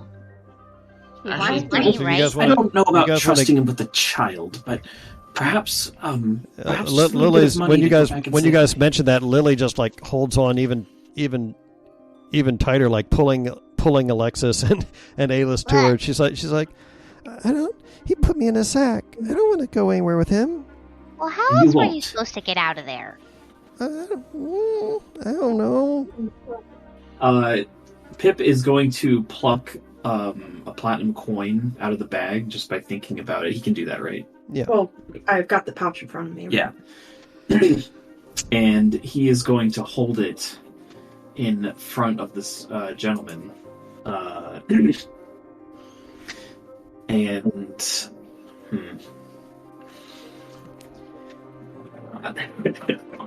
Okay. Pip says, "Excuse me, sir. Yeah. I have a small request to make of you. Sorry for the earlier deception. I wanted to come across strong, but I understand that you're a man of means, and we are people of children and a rabbit of means as well." And Pip holds out the coin and says, This is a magical artifact that multiplies itself.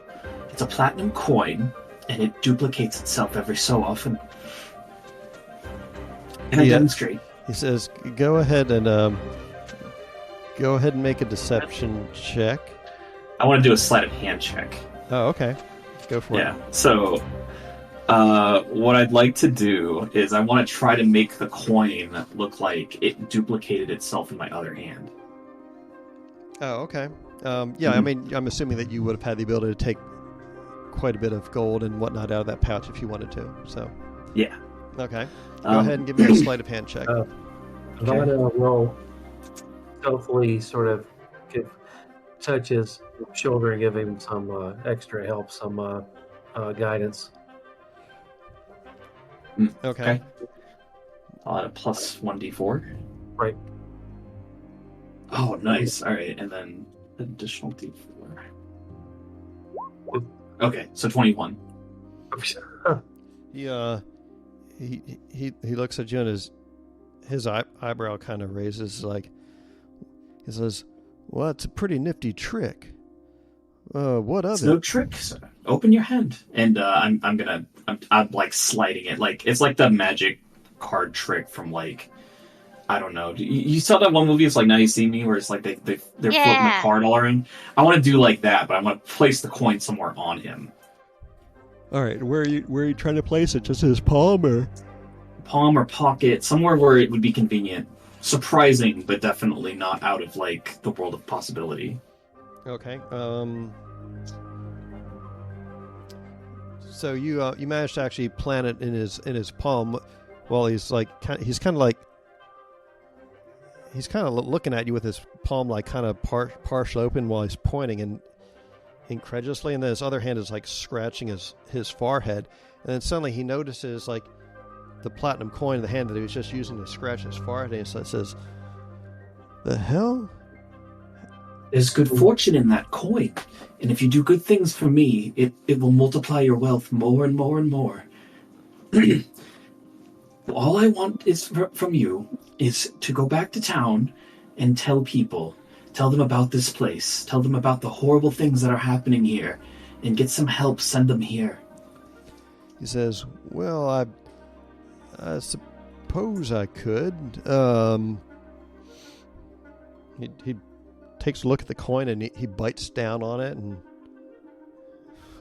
scratches his head. He's like, "Yeah, I mean, I can head back to Rizal. It seems like a nice enough place. I'm pretty sure the folks in Rizal already know that we're here, though. Those adventurers inside mentioned that they got sent here to help rescue this one and her other friend." I promise you, my friend, if you do good things for me, your fortune will double and then quadruple more and more and more. Just do this one thing for me. I'm a lucky rabbit. Okay, go ahead and give me a persuasion check. Also, they'll give you more money if you show them where we are. Can I do deception instead? Maybe. Well, you're trying to get him to use. Okay. Deception's more appropriate for the bluff about like the magic coin. Okay, that's fine. 17. 17. He says, "I suppose there's no harm walking down the road and let a bunch of folks know that y'all are out here. They might have questions about why I just left a bunch of little kids in the middle of the woods in the middle of the night. So I'm not sure how well that's going to go for me." You did something very brave. You went out and acted against these big scary gremlins to help save a bunch of innocent children. Very we kind of brave. took off on you. Yeah, but meanwhile I'm leaving you all here amongst those big scary gremlins. Knock off. We're good at that.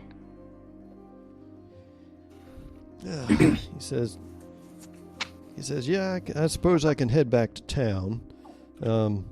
Let him know, but I don't think I'm going to stick around there and get a noose put around my neck.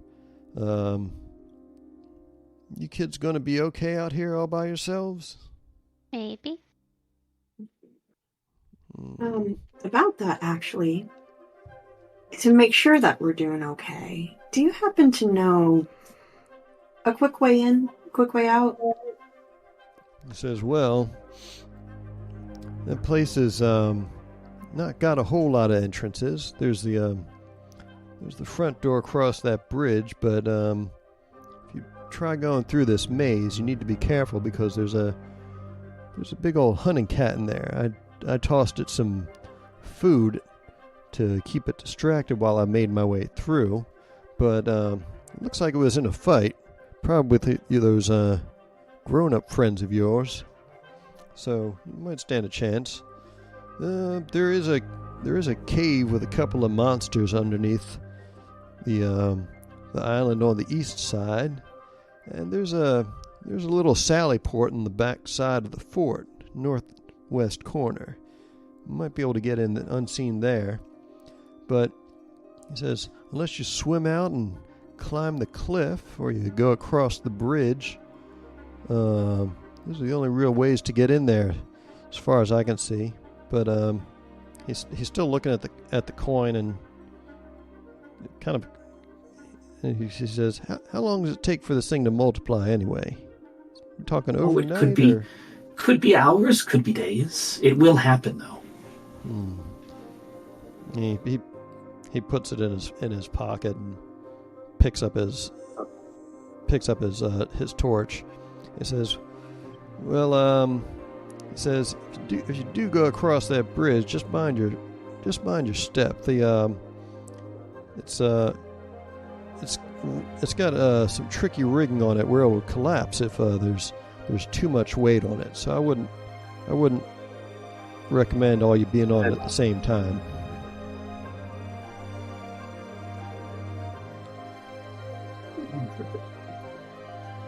Well, I think Miss Pickle quite fancied the cat, so maybe let's not go that way. I don't want to get in a messy situation. You what? The cat? He says, you mean the hunting cat, or do you mean Yes, the hunting cat. Oh, okay. I thought maybe you meant Miss Larry's familiar. She's got a little cat familiar she keeps. Ah. Oh, the one that was following you? Wait, what? He says, "Well, it's been very nice meeting all you children, but I should probably get on my way back to town before it too much more time passes. So if you don't mind," he kind of points over to his pack that Vanna is still holding. Yes, I think we should get going as well. Farewell. He says, "Well, you all be safe, and guess I'll see you around." And when he gets his pack back, he quickly picks up his sword and hightails it to the south and out of sight. That's why I don't talk. Okay. We should get going. So, Alexis, from what he says, you suspect that little house cat you saw might be the familiar of another magic user somewhere in there, and it looks like he called her Lyrie. Yeah. Let's not go through the front where the cat might be. Let's go down, as I suggested earlier. Alright, I think that's a good idea as well. Do we have a boat in that bag? Alice is going to kind of stick her hand into the bag of holding and sort of imagine like a rowboat or something. Oh, let's take a look and see what she has in there. She might have something. I'm trying to remember. It really is the Mary Poppins bag. There's I a mean, lot she of doesn't shit know in what's in there, so. Let's see. Karina's purse. We don't know what our auntie keeps in her purse. Basketball, blanket, bucket, chalk, disguise, oil, playing cards, rations. She's got silk Maybe there rope, was a sack, basketball shovel, in there. string, water skin. Basketball. It doesn't look like she has a boat.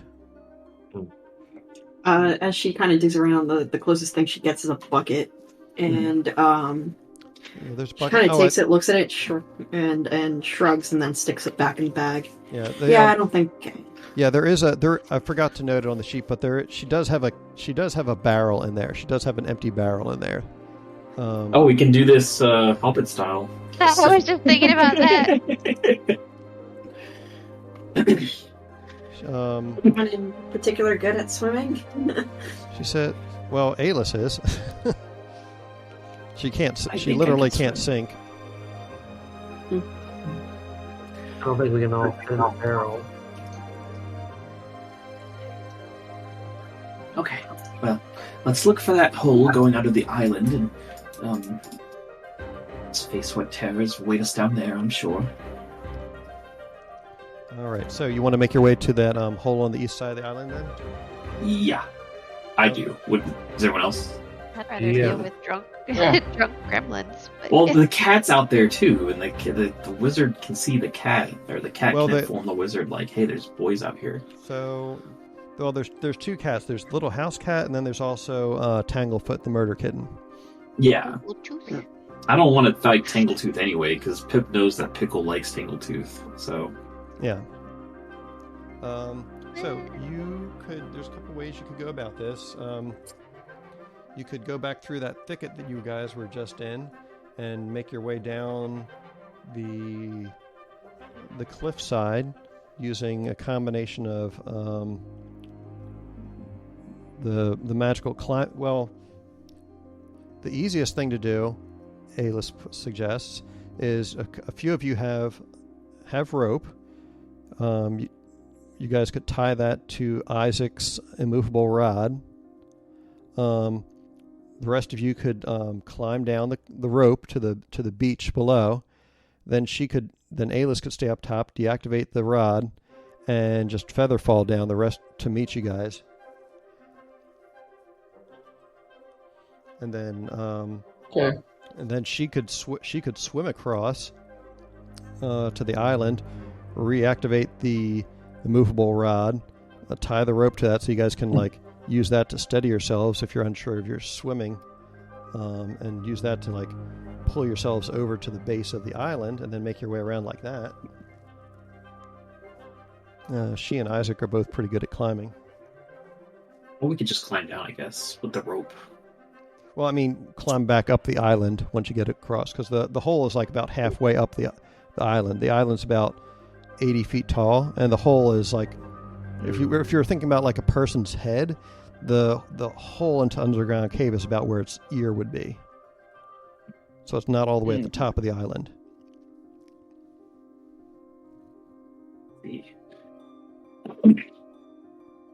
Well, up to you guys. I vote pole, personally, but...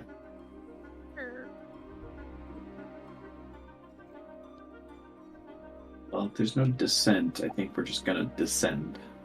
All right. So, without too much difficulty, you guys tie a couple of your silk ropes together. Alice is able to lash them onto the immovable rod, which Isaac shows her how to activate and deactivate. It's got a simple push button mechanism. It's pretty simple for you guys to rappel down the cliff, but let's just have each of you give me a simple athletics check just to see how you do. Oh no. Oh no. Alice as well. No, she doesn't need to. She has feather fall. Can I do acrobatics instead? No, this is more of like an athletics thing. Okay, I got 10. Okay. You still have guidance. What was that, Landon? Pip still has guidance. He can add a 1d4. I think it lasts for a while. Yeah, he can hit each person with that as they make their way down if you're going one at a time.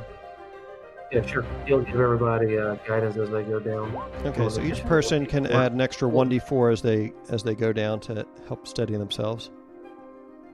So I got 12. Okay, yeah, Pip's down without any issue. Alexis rolled. Anna got a 26. Can she physically help anybody? I got a 4 plus a 1, so I've still got a 5. Okay, so Emil has some trouble, but he freezes up about halfway down when he like makes the mistake of looking down. But his other friends his other friends manage to Alice manages to talk some courage into him, and he's able to make his way down the rest of the way after about a minute of being frozen in place. Oh, that was scary. Okay, and it's going to be okay. Let's see. What did everyone else get? What did Alexis get? 9. 9. Sorry, I got confused for a second. Yeah, Alexis doesn't have any problem getting down either. So, good. And Alice, Kelsey's away, so okay, and maybe just roll for her. When the last person is down, Alice unties the rope and lets it drop down to the bottom for you guys to start unraveling. She deactivates the thingamajig. She deactivates the immovable rod, and then with it in hand, she gets a running start and leaps off the edge of the cliff, and then gently floats down to the bottom and lands next to the rest of you guys. Ooh. And then she holds up her her right hand where you can see a ring glinting in the moonlight, and she goes and blows on it, and then shines it on her doublet. That'd be nicely done. Yeah, my parents figured I should probably have one of these because I used to do stuff like that before I had it, and it made them nervous. So yeah. Reckless. Onward. All right, so let me update your position on the map.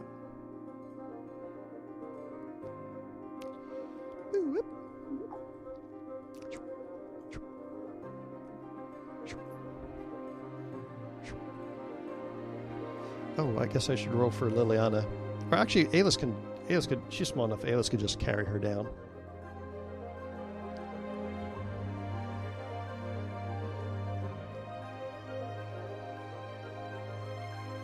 So yeah, Alis is pretty much just giving Lily a piggyback at this point. Mary Poppins, y'all.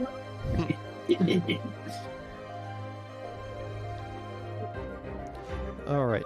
Okay. You're down here now. Now that you're at the base of the cliff, you can see more clearly that cave over to the east that the owl familiar indicated seeing from up above, and from further within it, you can hear that sort of it almost sounds like some sort of a beast is like snoring or something deep within its lair over in that direction, like a. That is a nope. Nope. Stay away from that direction. Yeah. Sounds well fed. All right. Let's walk up the river towards the beach. Okay. You guys are going to make your way in that general direction. You don't have too much trouble getting across here. Let's see. From where you are here, it looks like you're a good 80 feet below the level of the top of the island, even further below the level of the fort up at the top. The moon is starting to get kind of low in the sky, as you're probably a couple hours away from dawn at this point. So it's probably about like 4 a.m. or so at this point. Aren't you kids tired? It's so far past your bedtime. Let's see. So it looks like it's about 45, 50 feet across the channel here. That's narrowest point. So Alis can quite easily swim across this. If you want, she could take the immovable rod and trail a rope behind it if you guys need to have, if any of you want a sure handhold to help pull yourselves across with. Yeah, just in case. Yeah, let's not let the water carry us away. Okay. Give it a chance. Alis is going to suggest that maybe it would be better if Vana Era carried Lily, since she's a lot stronger. So Lily is going to hop over there.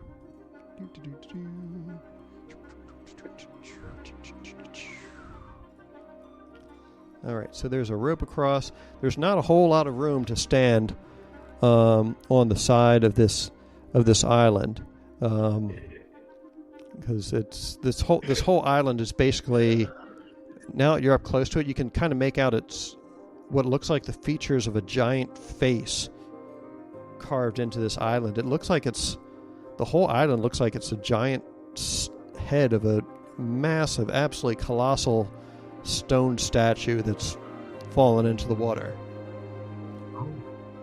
Let me see. Yeah, she's gonna try to find like an entrance or something. Goes on the northeast. Yeah, I found We did see a cave on the other side over here to the right. I think I found a picture of this place for you guys. Open image, a new tab. Here we go. So, if you can see this, if you can see the stream, otherwise I'll copy it to Discord. Let's make sure I'm putting this in the right notes channel.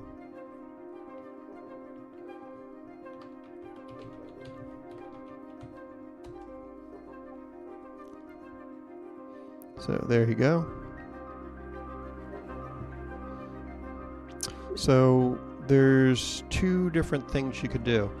One, You could try and have someone who's good at climbing scale the side of the head up to the top, and then try and use that that sally port in the door in the northwest that Pip had escaped through. Or you can try and tread water as you circumnavigate the head to its east side, and then try and scale up there. It's a shorter distance to climb up to like the ear hole that the owl had seen.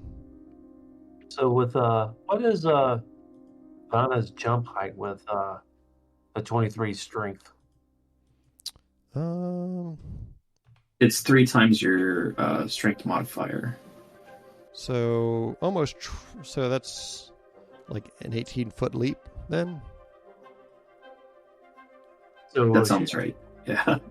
When you make a high jump, you leap into the air. Number of feet equal to 3 plus your strength modifier, as long as you move at least 3 10 plus. feet. Yeah, you Okay. maybe you're thinking of long jump. So she could jump about 9 feet up if she got a running start. And then with the jump that Isaac has, that does 3 times it. Oh, with the ring of jumping, doesn't that require attunement? Or am I mistaken? No. So let's see. I think it was Isaac, and He's got a That's ring the of right jumping. one. Yeah, the ring of jumping requires attunement, so that'd be like an hour if you wanted to have someone else attuned to it. And all of her attunement slots are full because of the gear that she's got. I thought you could just touch somebody and give them a jumping ability. Oh, while wearing this ring, you can cast the jump spell from it as a bonus action at will, but can target only yourself when doing so. Yeah. Oh, Yeah, so okay. you can cast the spell, but only on yourself. That's good though. Jump lasts for a whole minute, I think. Mm-hmm. Well, it sounds to me like you wouldn't be able to jump that high to get to that opening anyway. Even with the ring of jumping, would we? I mean, it's. Let's see. Let me look up the jump spell here real quick. We also have that rope. Yeah, you guys have plenty of rope. And the Well, rope One person could jump up and tie the rope off, then the rest could climb, right? Well, we have a rope that'll actually go up on its own. Yeah, That's right. the rope that you have can extend. Was it 30 feet, 50 feet? Hold on, let's take a look at your magic item here. Let's see. Backpack, rope of climbing. This 60-foot length of silk rope can hold up to 3,000 pounds. If you hold one end, you can use an action to speak the command word. The rope animates. You can command the other end to move to a destination. That end moves 10 feet on your turn, and 10 feet on each subsequent turn. You can also tell the rope to fasten itself securely to an object, or unfasten itself, or to knot or unknot, coil itself for carrying. If you tell the rope to knot, large knots appear at 1 foot intervals along the rope. When knotted, the rope shortens to a 50-foot length and grants advantage on checks made to climb it. So yeah, so you could have it extend 50 feet up the side of the cliff, and then someone could climb up it, and then Find a foothold and send it another 50 feet up. yeah, or you Right. could climb 50 feet up, put the immovable rod there, tie a rope to that, let that down, then use the climbing rope to go up the rest of the way. So yeah, you could do something like that. Yeah, I like that idea. So the question is, are we going to try to go to the opening on the northwest or the way Pip came in? I would say the opening on the northwest because Yeah, I'd have to agree. The other thing you could do if you still want to go into the tentacle cave, you could climb up all the way to the top, circumnavigate, and then rappel back down into the tentacle cave. That's another way of going. And I believe Emil does have. He has a bag of tricks, so he could try tossing some food into the hole to see if that distracts whatever's in there. yeah, I thought the tentacle cave was someplace else. The tentacle cave. Let me show you where that is. I thought the tentacle cave was under the bridge. Yeah, it's on the eastern side of the island. where the zoom ear out hole here. is. So it's over. It's like over here in this area. If you can,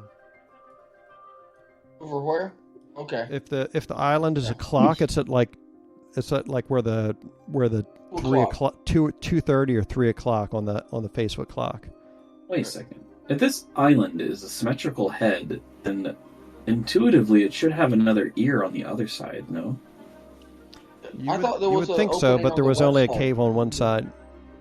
Oh, Okay.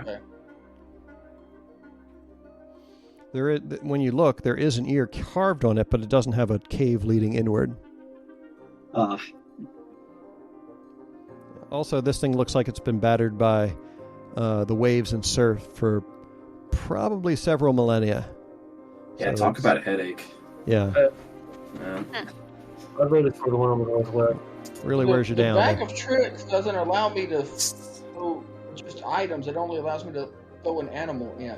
Exactly. Right. Potential food, definite distraction. Okay, let's climb up the cliff wall using the other plan. Like, we use the rope of climbing to go up 50 feet. Hit the immovable rod, send a silk rope 50 feet down using that, and then we use the rope of climbing to get up the rest of the 50 feet, all the way up to the top. Okay. Who do you want to have do the climbing? Well, it should be the strongest. So is that athletic? It is athletics. Alright, so I got a +2 on that and a 23 strength. Landon, you're really quiet. Yes, you are. Oh, sorry. So I've got a +2 on athletics plus a 23 strength. Well, shoot, that's not right. Your Wrong one. Vanna's athletics is +6. Isaac's is +5. Ayla's is +2, but she feather falls. So Mine's +0. Uh, Athletics. and Alexis is -2. Throw that onto it.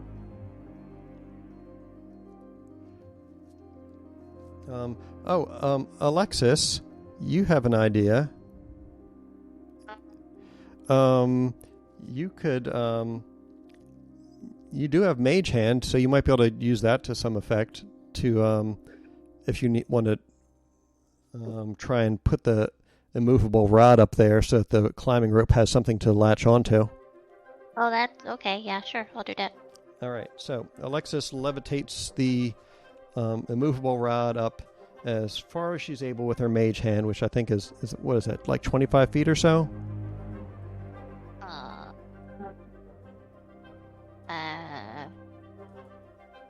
Where does it say? It's 30. Range 30, yep, Okay. 30 feet. All right, so she moves it up there 30 feet, and then locks it in place with her Mage Hand. Isaac is able to have the rope snake up 30 feet and latch on. Or actually, once she does that, she could actually like put the non-magical rope onto the immovable rod. Then Isaac can, or Vanna can, or Isaac rather, can climb up to that point, and then use the magical climbing rope to go up the rest of the way and attach itself. So that you guys have can make it the whole 80 feet up. Movies. So, Yeah, whoopee. all right. Yeah. So, I'll need everyone to give me some athletics checks with advantage, and as before, Vanna is welcome to cast guidance on each person as they go, so that they can be more sure-footed in their ascent.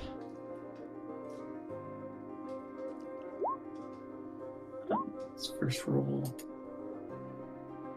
Oh, okay, I got an 18. I got 14. I got 11.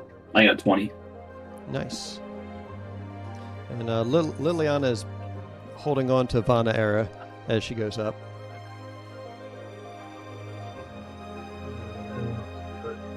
Do we get the plus? Oh, we get the 1d4 on it as well. Yeah. Yep. Okay. Okay, let me just check. Ooh, all right. Okay, that's a little bit better. Climbing. Okay. 26 over 1d4. If we roll a 30. I had this child roll a 30 for athletics. Nice. It's a 1d. So, as you guys are all making your way up there, Emil once again kind of stalls out about halfway up. However, Vana Era is bringing up the rear since she had to cast guidance on everyone. So as she's climbing up, she just kind of says, "Hey, Lily, move over. Emil, hop on." And so Emil's able to like glomp onto Vana Era, and then she just does the Fezzik and climbs up to the top wall carrying the other two. Oh. Nice. Okay. That's awesome. That makes me happy. Okay, so that puts you guys right at this corner of the cliff. And from here, you're now at the top, and you can hear the faint sound of some gremlins still partying and whatnot. There's one. The owl tells you that there's one that's right above you on this tower on the southwest corner, but it looks like it might be passed out because it's snoring very loudly. The owl also tells you and warns Alexis that there's another one just around the corner to your north, and it's sleeping alongside what looks like a very ugly rat or a dog, or maybe a combination of the two. It's hard to say. Rat dog. Rat dog. Rat dog. Alright. I'll do a stealth check to try to sneak past them, and I'll say, I'll wave to the chillins and say, "It's this way, come on." Okay. Let's take a quick break for bio before some of us explode. Yes. All right. Before you explode. Before you Tycho Brahe.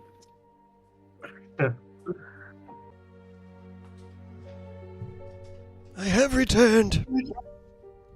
Yes, returned. This is a chosen one. I have returned with the chosen brew. What is the chosen brew for tonight? A Guinness Nitro cold brew coffee thing. It's delicious and nutritious. It does sound, well, maybe not nutritious, but certainly delicious. Well, the soul requires nourishment too, so. That is true. That's true.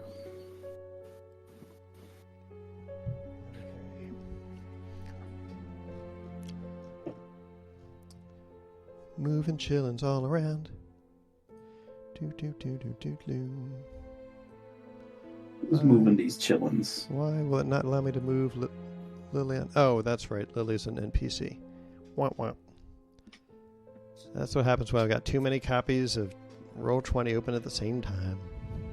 Now, did you get the brew from the flagon with the dragon or the vessel with the pestle? Oh, no. Yes. Okay. So Sorry. everyone's up here.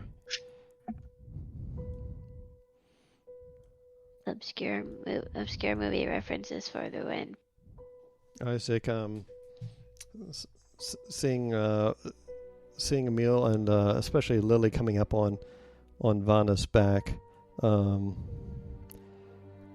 Isaac is like, "Are we sure it's a good idea bringing Lily back in here?" I said no. Well, I guess it's too late now. Are we all back, or? I think Kelsey's. Yeah, we're back. Kelsey's on her way back. Kels. Is Landon back? I'm here. Okay. You ready? Yeah. She's back. Back again. Excellent. Kelsey's back. Tell A us when. friend. Guess who's back? All right. So at this point, I would like all of you to give me some stealth checks. Oh, Stealth joy. check. Oh, really? Yes. 14. Okay. 8. 17. I think with Hey, that, finally a good roll. I think with that, Alice is gonna actually use her disguise self spell. She's going to make herself look like a goblin or a gremlin or something? Yeah. Okie dokie.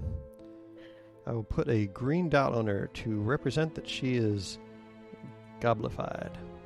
She's got skin conditions.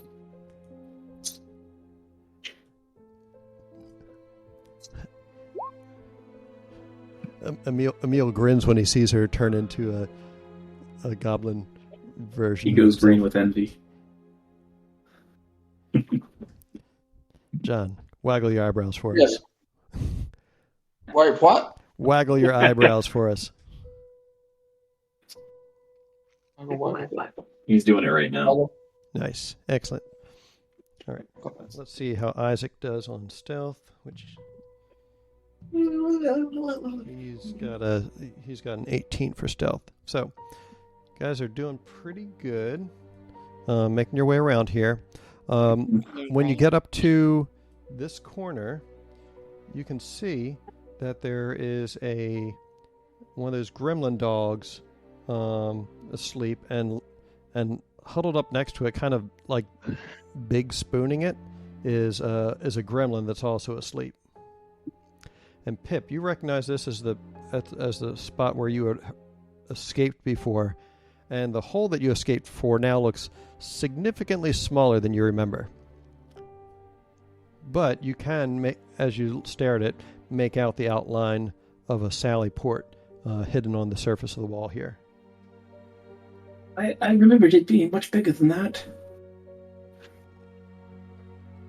So, do you want to try and sneak past this gremlin and the gremlin dog, or do you want to do anything else, or? Yeah, let's just sneak past him. And I have no chance of fitting in the sally port, surely. Well, you'd have to find a way to pry it back open from the outside, or just having Vanna rip it open with her tremendous strength. I do have this crowbar in my burglar's pack. It is true. Would make quite a bit of noise doing that, would we not? I can be very quiet. Would But make can the crowbar and the door be quiet?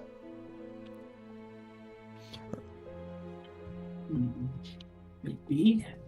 The goblin seems like he's definitely passed out cold, and the dog, the gremlin dog, its paw twitches a few times like it just had a bad dream, but it's still asleep as well as you guys are discussing this. Can you hear me? Yes. Would mage hand help?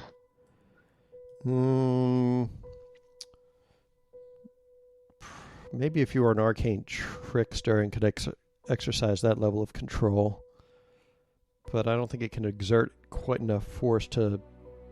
Oh, I didn't realize it needed to literally be pried. I thought it was just only needed to be opened. No, it's a door that's closed, that's barred from the inside. A sally port is what you would use during a siege to try and smuggle somebody out.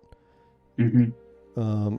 Hopefully unnoticed. So, they're not always super well hidden, but it'd be difficult to have a large force make it through. But yeah, definitely closed from the inside. All right, you guys can continue making it past this sleeping gremlin if you so choose. Would Pip be a bunny again? You don't know. It's a good suggestion. Let me think about it. You'd see him close his eyes and try really hard. Make an Arcana check, Pip.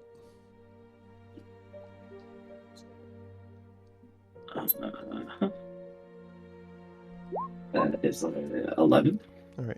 You have faint recollections that you had actually gotten turned into a rabbit against your will at some point in the past. You seem to recall that like a fae was involved or something like that.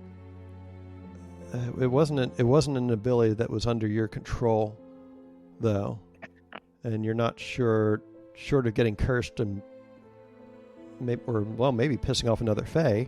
You're not sure how you would get back into the form of a little white rabbit again. No, I'm sorry, I can't do that again. That was a one-time deal. As you're passing this point on the island, you hear it sounds like somebody is sawing wood on the opposite side of the wall, like right about here. You mean snoring or carpentry? Snoring. Okay. Yeah, it sounds like somebody is like making an awful racket snoring, like right on the opposite side of the wall over here. Oh, wait a second. I thought we were going to the northwest over here. Oh, we can't get in that way. The door's barred shut. Yeah, the door would have been, the door is like right here, but okay, so I mean, Vanna might be able to rip it open because she's strong enough, but that would certainly wake up this gremlin and gremlin dog that are out here. I thought that's where the cave was. I thought that's where you said the cave was. No, the cave is on the eastern part of the island. Yes, it's over here somewhere. That's the direction we're going. All right.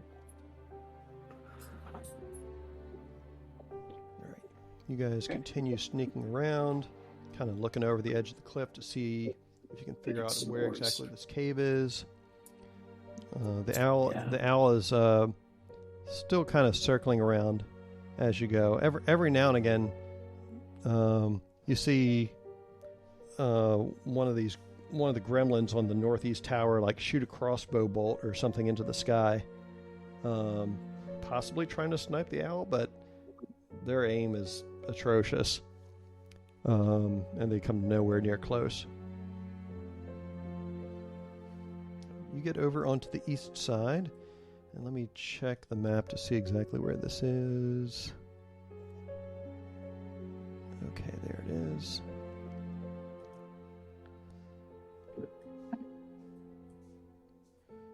Oh, take me to the correct map, please. All right, so the cave is pretty much directly below here. It's about maybe 20 feet down from this point here.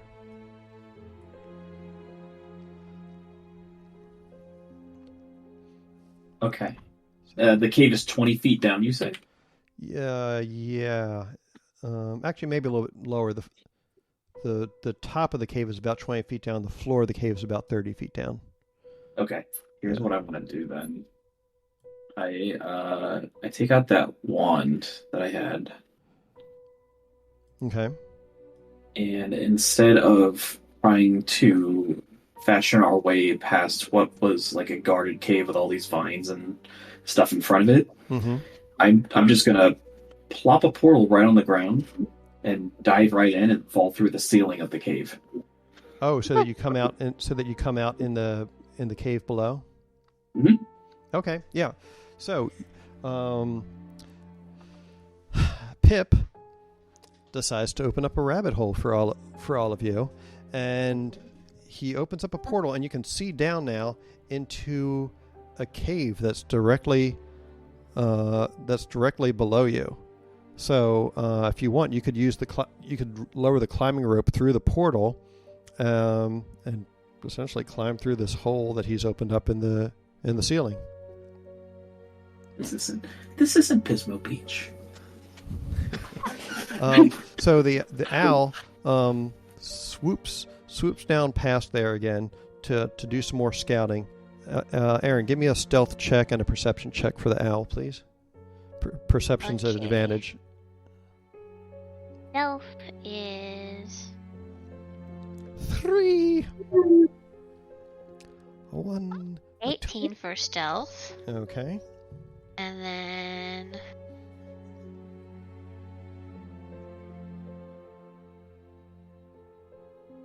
perception is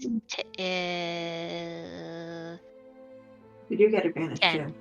Yeah, I rolled 2 die. I got a 4 and a 7. Okay. So 10. So you can see that one of those tentacle creatures is in there, but it hasn't spotted you or the hole that suddenly opened up in the roof yet. It's just kind of milling about. Let me switch the map so you can actually see where it is. Now you've got a drop on it. Yeah, because we don't want to drop down directly on top of it. It might not be advisable.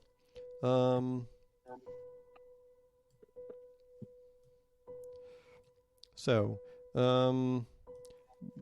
you're able to put the portal. I'll say you're able to put the portal over here. Will the creature be able to see it? You know what? Can I put it in the floor, actually? It'd probably be easier to access that way. So that you fall through the ceiling here and then pop up from the floor from the weight of gravity? Sure. I guess, like, yeah, it would be kind of weird, wouldn't it? Yeah. Oh, what's the heaviest thing that we have in the bag? The heaviest thing in the bag? There's a barrel in there. Let's see. So let me take really a look. heavy tentacle creature. So I put one end of the portal in the ground upstairs, Mm-hmm. and then I put the other end of the portal in this wall. So it's like a little trippy, like you're falling and then you fall down and then sideways. But Okay. we can still access it and then go back up. Hopefully. All right. Doesn't it require line of sight to do that?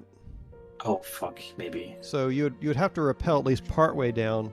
You could place the one portal like on the ground and then rappel part way down, and then target it on the wall while you're hanging down here, and then hopefully it's not able to attack you before you're able to come back up again. Or a mill. You just shoot this thing and kill it. Okay, I'm taking Or a you look. can go in. Yeah, that you can see within 30 feet. You're right. Okay. Shovel. Yeah, the heaviest thing in the bag of holding is probably the barrel. How far down is it?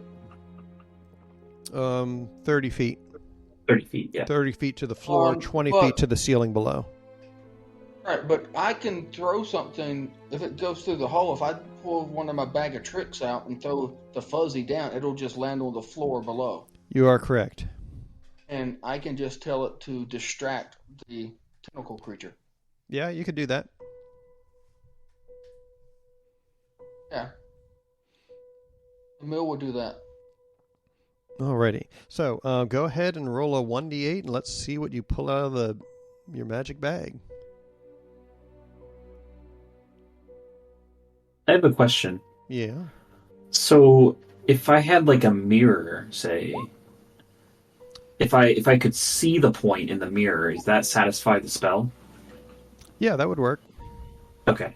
Just food for thought. Yeah, Alis definitely has a mirror.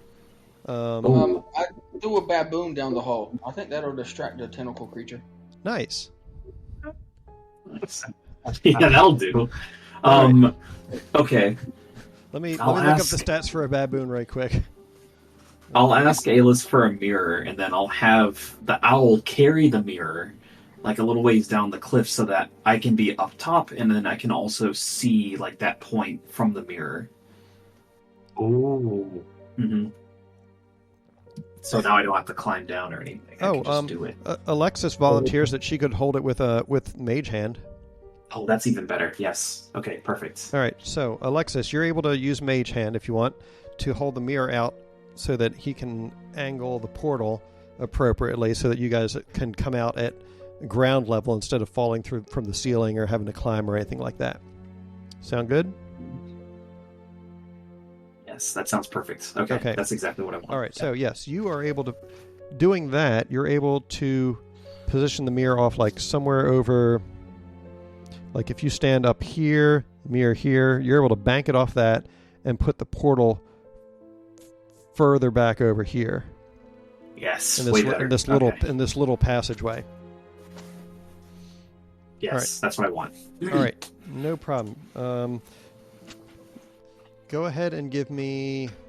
Let's make it an intelligence check, and I'll give you advantage since Alexis is helping you out. with this. Okay. How do I roll at advantage in this? I guess you just I don't know. I roll usually it just click it twice. twice myself. Oh, okay. It's a 14 and a 21. Oh yeah, you put it. When you do it, you actually think like, wait a second, why do I need to put this on the floor? I'll just put it on that wall over there, and then put it on the wall of the cave, and then we can just walk through and not have to be disoriented as we come through the transition. Just real quick, sorry, I just realized I rolled a save and not the check. It would actually be a 19, but yeah. Yeah, that's still 19, still great. So, Okay. especially since I'm sure Ivana Air was using guidance on you while you're doing this. So, yeah, you put it, and you guys can just walk through if you want. You don't even have to like do any acrobatics or climbing. So, the baboon, it comes down there. It sees the tentacle monster, and it shrieks and starts running around. The tentacle monster sees it immediately and starts lashing out at it with its stingers, and it stings the baboon. The baboon is going to try a Constitution save, which it fails. So you see the baboon as you guys are coming through this, you see the baboon get stung, and it's getting reeled in by these tentacles as this like squid-like creature with it's got like a kind of like a rocky shell that almost looks like a stalactite for its main body, but then it's got all these soft tentacles coming out. It's just like reeling it in with its tentacles, laying like a path of blood on the floor. And as it gets up to its main body, you see it like repeatedly convulse as if it's stabbing it, and then the baboon is no more. However, the rest of you are able to make your way into this passageway, which is too narrow for it to fit down, and you quickly hustle down it, and you find yourselves at a small storage room. Let me find the description of this for you.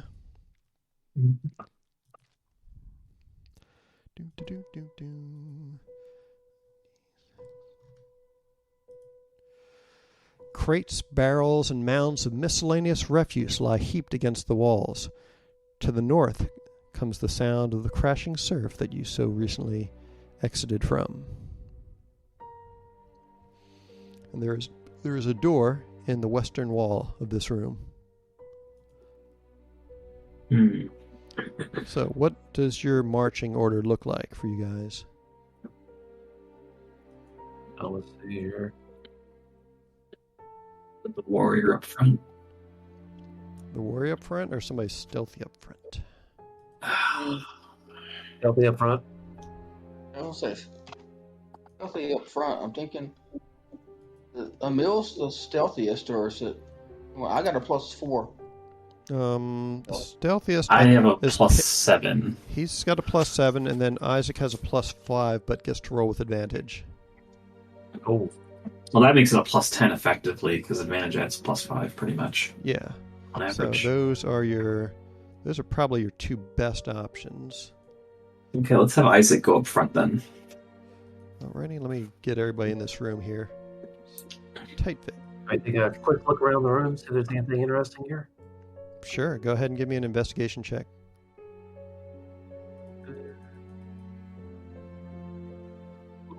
I'll do that as well, actually. Okay. Oh, good. Oh, that's terrible. Oh, natural 20. Hell yeah. Okay, let's see what we have here.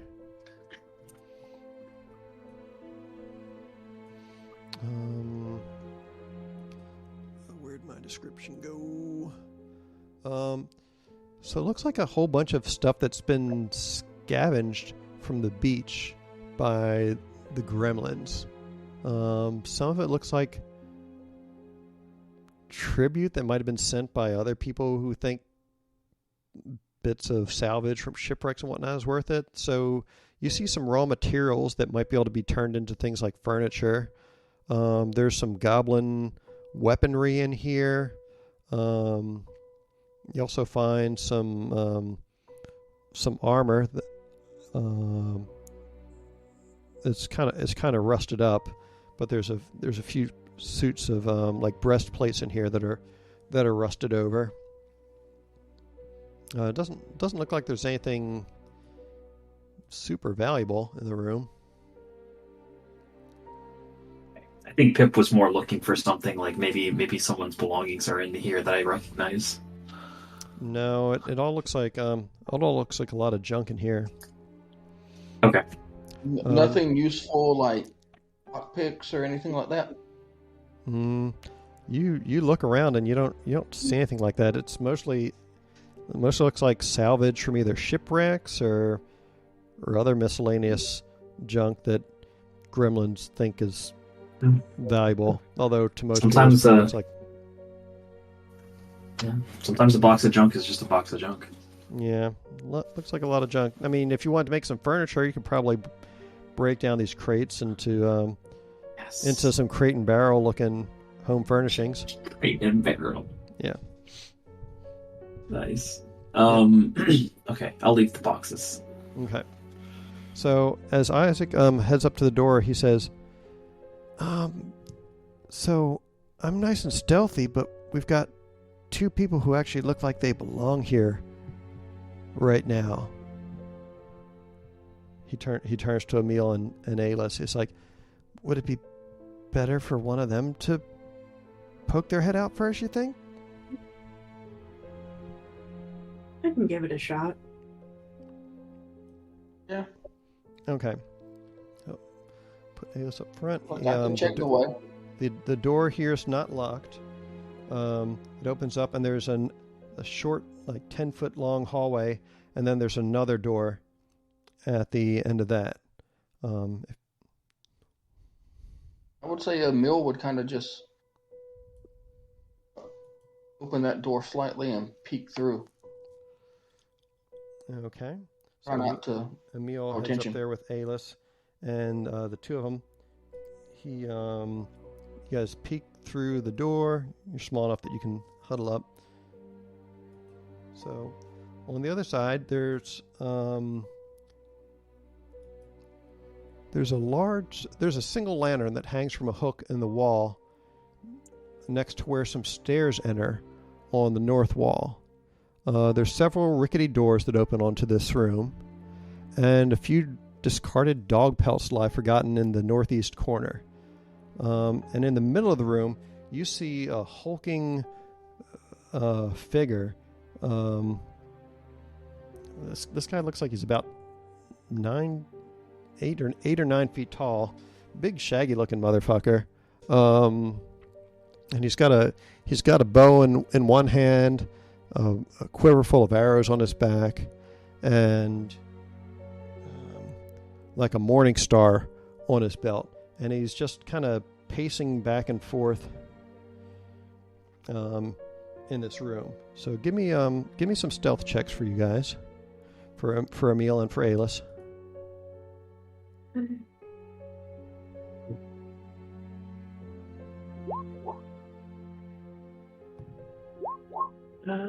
23. 23. Okay, so Ayla is pretty quiet. Emil kind of gives a little when he sees the big guy standing there. I know some of my stuff had advantage with dexterity, but I think that was the sleight of hand. Yeah, the big guy turns around and looks, and he sees a couple little goblins that are not particularly dirty standing over there. Though one of them is kind of giving off the old the odor of smoke that's emanating from his armor. And he looks and he just kind of shakes his head, and he goes back to pacing back and forth across the room. Looks like he's just kind of guarding the area or something. I'm gonna kind of look at him, Emil, closing the door real quick to kind of like huddle up, I guess. Mm-hmm. All right. So what do we do? There's that big hulking guy in there.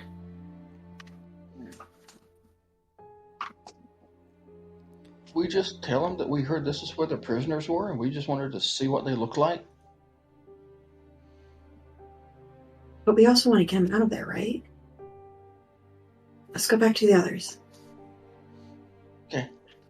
So, going back to the room, we'll kind of relay what we saw.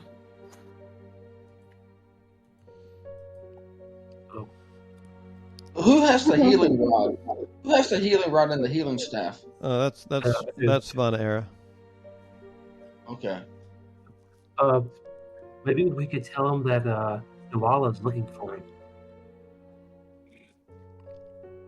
Shouldn't be too hard to lie to root like that, maybe.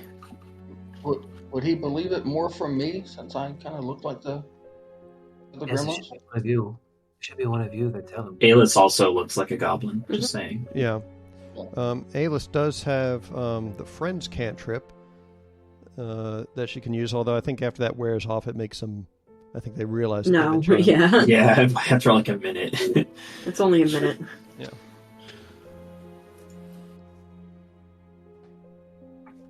Yeah.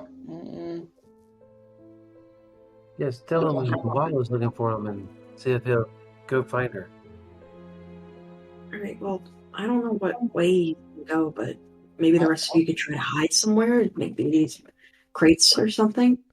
Well, I wouldn't think he would have to come this way to go upstairs. I would think he would have to go through one of the just other in doors case. in the hallway. You did see stairs in that room. Just saying. Yeah, there's stairs in that room lead up.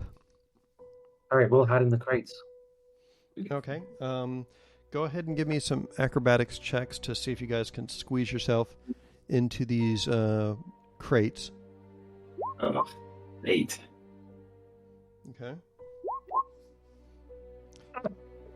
How do you keep this virtual dice? I don't know. Somehow the bulkiest... I mean, it is Elven Chain, and it compresses pretty good. So I guess Vanna stashes her shield behind the crate in the wall, and then like somehow manages to like do the whole transformer thing and compress down into a crate. That's pretty impressive. Vanna will pull Pip's ears down inside the crate because they're sticking out. Yeah. Yes. I'll allow you to give Pip advantage, or we'll take that as your guidance for Okay. helping. Yeah, that's good. That's good. Yeah. All right. Let's see. So Okay, Isaac that's an 11 now. Isaac is going to try and acrobatics his way and hide. Let's see. What is that? That's not what I want. Where'd the party matrix go? I just had it.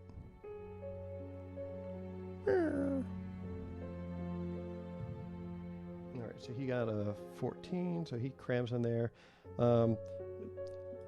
Lily looks kind of apprehensive as she gets crammed inside of a crate, but she snuggles up with Alexis, and they're doing okay. What did Alexis get, Aaron?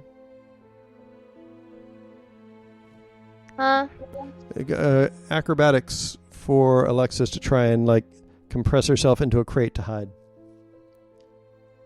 9. 9. Okay. So you guys try and cram yourself into these crates as best you can, but there's simply not enough space for you to completely hide. Isaac gets back out of the crate that he was in, and he just hunkers down in the corner, tosses his and he tells Alexis to huddle up with him, and he just tosses his cloak of elvenkind around the two of them. As the rest of you watch, it almost looks like they just blend into the wall of the cave. So the rest so Pip and Vanna and Lily are pretty well hidden at this point. So, all right. I'm gonna look over at Emil and I'm gonna say, "All right, let me do the talking." okay. Okay. Are you going to try to deceive him? What do you think? Okay. Yeah, so I'm gonna peer my head in. Okay, you peer your head in. He's now, it looks like he's actually just like kind of resting against the wall over in the far corner. I'm gonna open the door and let myself and Emil in. All right, guys head into the room. I'm gonna kind of like scratch my head a bit and say, "Hey, big man, boss lady, she was looking for you." Oh. Go ahead and give me a deception check.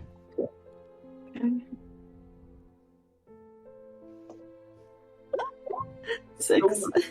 Oh fuck! Can I assist? 'Cause I'm trying to. If you want to speak up and say something, sure. Yeah, she said she needs you upstairs. Yeah. Okay, go ahead and roll deception yourself, Emil. Oh. Nice. Oh. He scratches his head and he kind of looks at the door over here for a moment, and then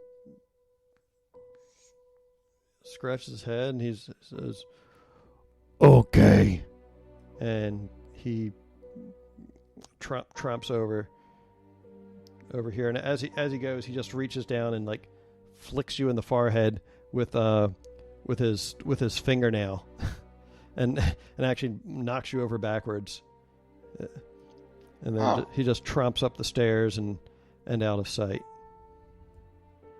And as he's going, you can hear him mutter under his breath, "Coming, mother."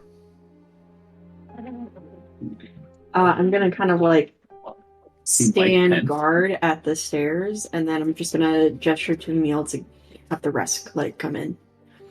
He's gonna step over there and tell the rest that the way's clear in the other room, and I'm in the room.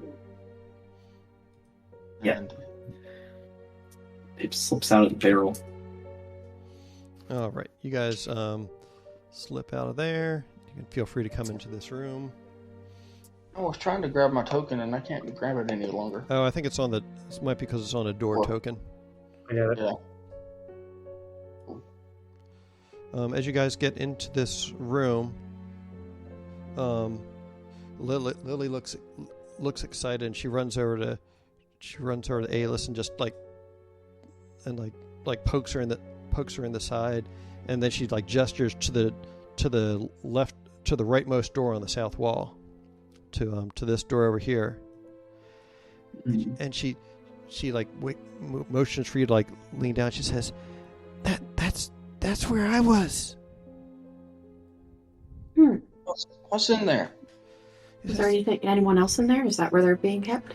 It was Glenn and me. We're Glenn and I were both in that room. It was really creepy. There were like all these little green boogers in there. Mill's gonna peek in and see if anyone else is in the room. All right. You open up the door. Let me read the description off to you. The walls of this room are lined with small wooden cages. Inside each is a dirty mound of straw, and wriggling in some of the cages, you see what looks like little green babies. Do I know? Do I recognize that? Is it like well, Emil, gremlin children? Gremlin eggs or? Well, eggs? it looks like there's a handful of like gremlin infants or toddlers just locked up in cages in here. It's a nursery. And I'm gonna shut the door. Before you shut it, Lily rushes over there, and she sticks her head in, and she says, Glenn, come out. Our friends are here. Glenn? Hey. And she wanders in there, and she looks around, and she says, "Glenn, where'd you go? I don't see him. He's not there." We should just Maybe he's in another room. I hope so. Hey, Pip, can you listen at the door? To this one? To which door? The one that's... Can you listen at that door? See if you can hear anything? There's like 6 doors in here. I don't know which one you mean. That one. one. We're in front of Pip. Oh, okay. So the one in front of Pip, it's not locked. He doesn't hear much of anything down there, but the door that Vanna is standing next to, she hears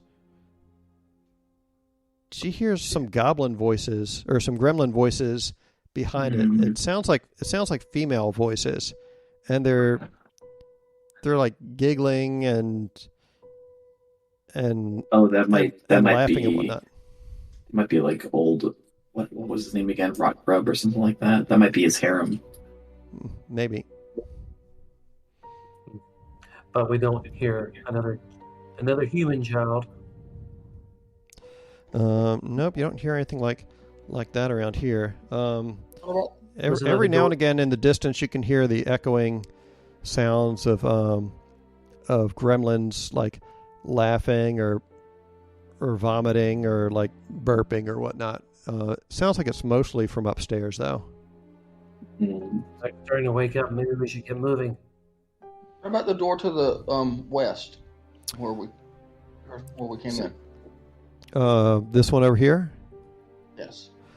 That one looks like it. You try the handle and it's locked. If anyone wants to try and pick the lock, something.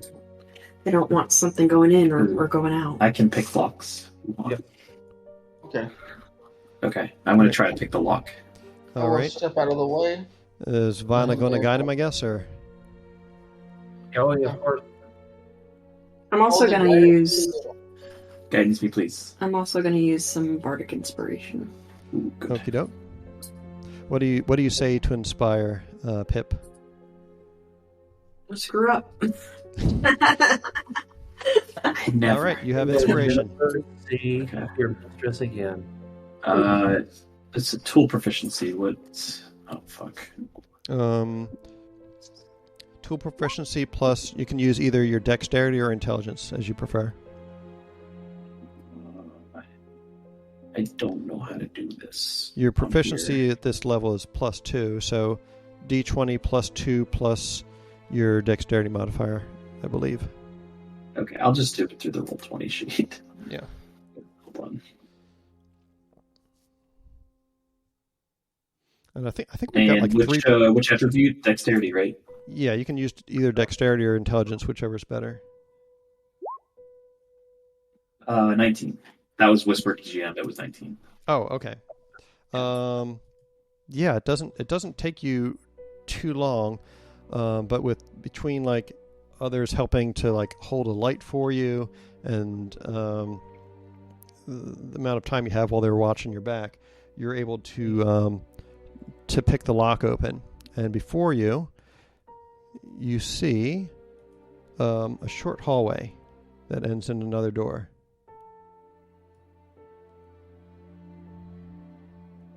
I'm gonna go down the door. I'm gonna try this next one. All right, the next door looks like it's locked as well.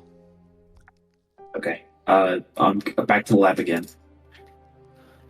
Let's do it.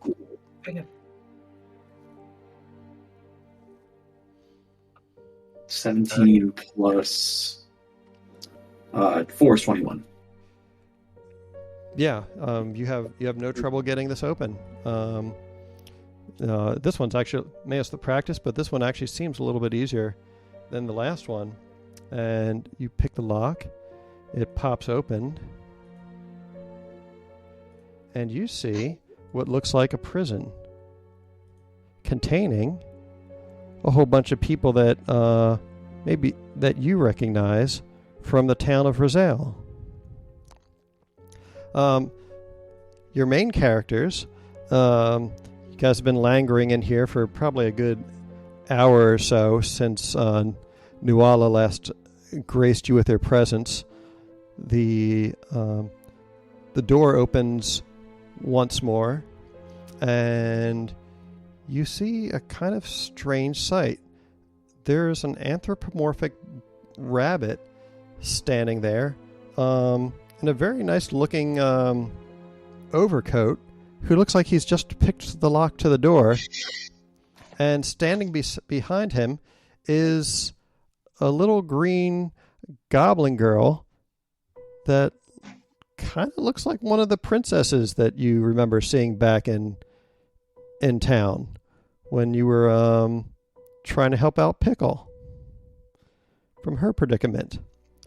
So, at this point, you guys, the Chillins, have actually managed to find Emil squeezes in. the adults.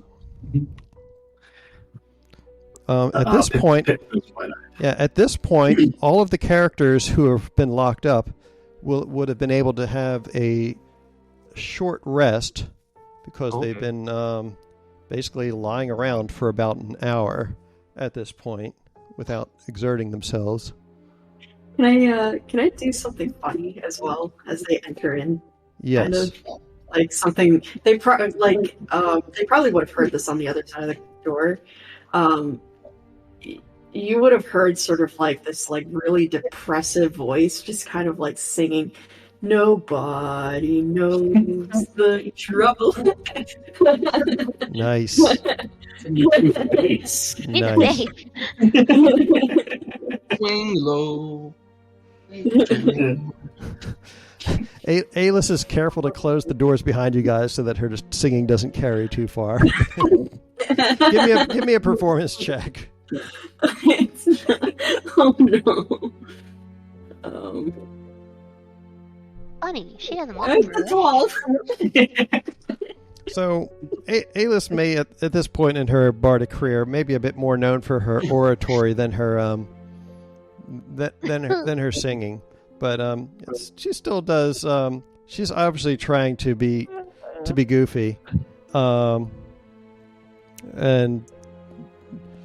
it gets a couple groans out of the rest of you guys. Yep. Lily just looks up at her and shakes her head, and it's like you're silly when you're green.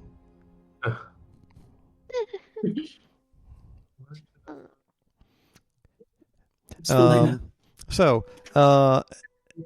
at this point, you guys have all had the opportunity to have a short rest if you want. So let me roll some hit dice for Voltan. Let's see, what's his? I think he has a D10. No. Voltan. Are we getting close to the players taking a long rest because it's almost midnight? I would say that once we manage to extricate them from their prison cells and get them reunited with their gear, that would be a fine time to do that. I'm trying to remember, does Alis have song? Well, it wouldn't matter, she wasn't there for their long rest. So I'm going to have Voltan roll 2d10 for his short rest. And that's... I don't know why that said little Alis when I was using Helena's sheet. I don't know, that was kind of weird. It said Von Air when I did it on Voltan's. You gotta change as to, yeah, there you go. Huh. Okay. That'd be fine. Alright, so Voltan, 26 hit points. I think that puts him back at full. So can Zarek do a short rest as well? Yeah, you all can. So, Aaron, if you want to do a short rest for Pickle, get her some HP back. Yeah, I don't know how to do that on here anymore. I said to do a short rest on D&D Beyond, but it didn't do any hit points or anything. What? When you open it up, you click onto short rest, and then there is under where your hit die are, there's an option roll hit die. Yeah. and you click on that. Yeah, there should be a couple check boxes, and you check how many dice you want to use. Okay. There's 5. Should have rolled 2 though. Okay. You can roll another one if you want. Yeah, I usually roll 1 dice at a time. Yeah. Okay, so And Constitution's +1. Oh, and it'll add it in. It was okay, 5 so and 5. so 10. so another 5, so that puts you at 14. Let's see, roll 10. How'd you fare, Aaron? I think barbarians get a D12. And then I'll do my other one. Oh, the second one was really crappy. I rolled a 1. Oh. A But D12? Jesus. yep, Wow. 18 Well, is we've better gotten- than nothing. 18's pretty good. That puts you at 22. I would have gotten one of my spell slots No, back. no, too. no. 18, you mean 18 is what to- I'm at. Oh, okay, I Yeah. gotcha. Oh, I see. That's still pretty good. That is still pretty good, Um, considering. so Gogmert sits up and takes notice when all you guys file in. Oh, I'm sorry, Landon. Did Venito do a short rest? As well? I did it. How much Dice, so I'm up to 16. 16. Okay. If Benito is also a warlock, he gets all his spell slots back. Oh, yep. Yep. Do I get any spell slots back? Is a ranger? No. No, I don't even think you have any spell slots yet, do you? I've got cure wounds. No, yeah, he's definitely got spell slots. Oh, It's- okay. Yeah. You gotta take a long rest to get those Hunter's back. Mark. Yeah. Yeah. Oh, so I can only get spells back for a long rest. Mm-hmm. So, as you guys all filter in here, Gogmart sits up and says, "Well, well, well. If it isn't the little elf kittens from back in town, this is unexpected. If I'd known all of you were going to come this way, maybe I wouldn't have bothered with all that effort of taking 2 of you." Can we dispose of this schmuck now? What did you say?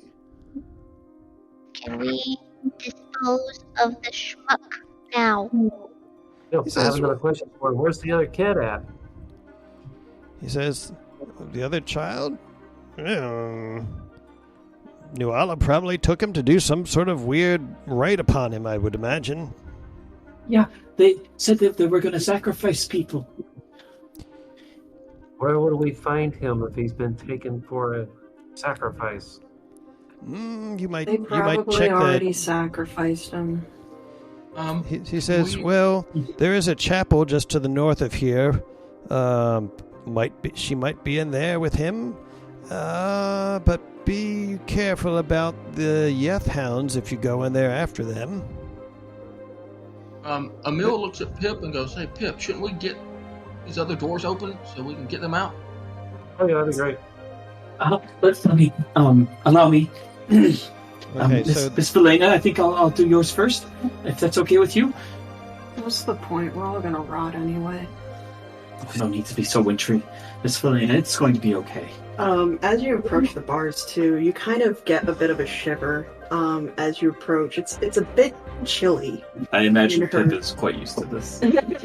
You've seen this a few times before, so this is nothing new. Like this sort of whole shift in everything.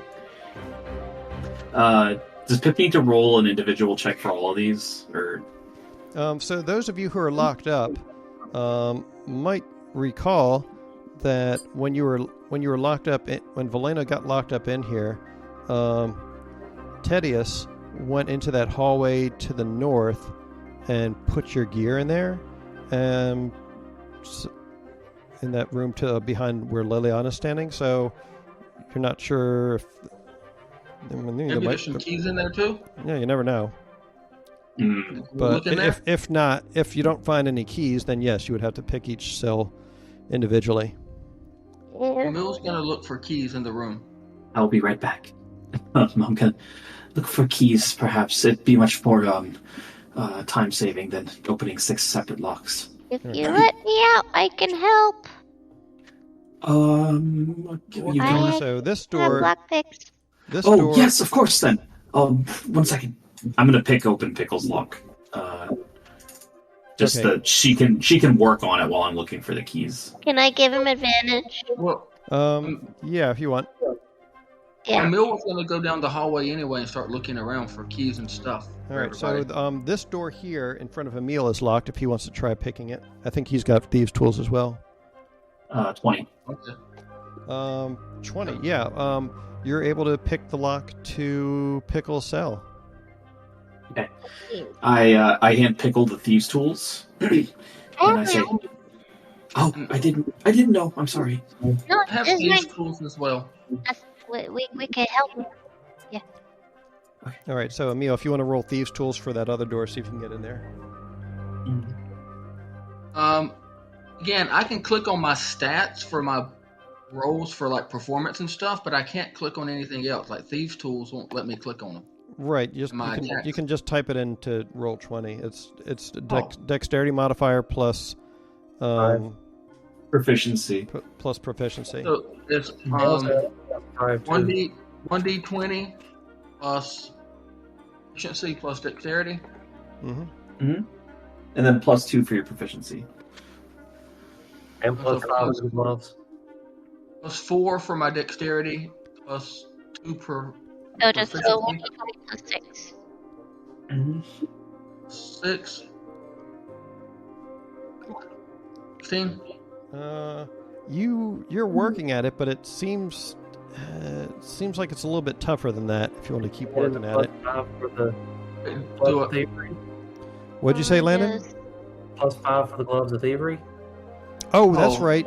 Oh, yeah. Okay. Oh, that's right. Yeah. So with the gloves of thievery, that's more than enough. You get it open without any difficulty whatsoever, and you find a small room there. A dusty nest of rags, dog hides, and straw sits in the northeast corner of this small room. To the south, a long workbench cluttered with pliers, hooks, tongs, saws, and knives runs along the wall.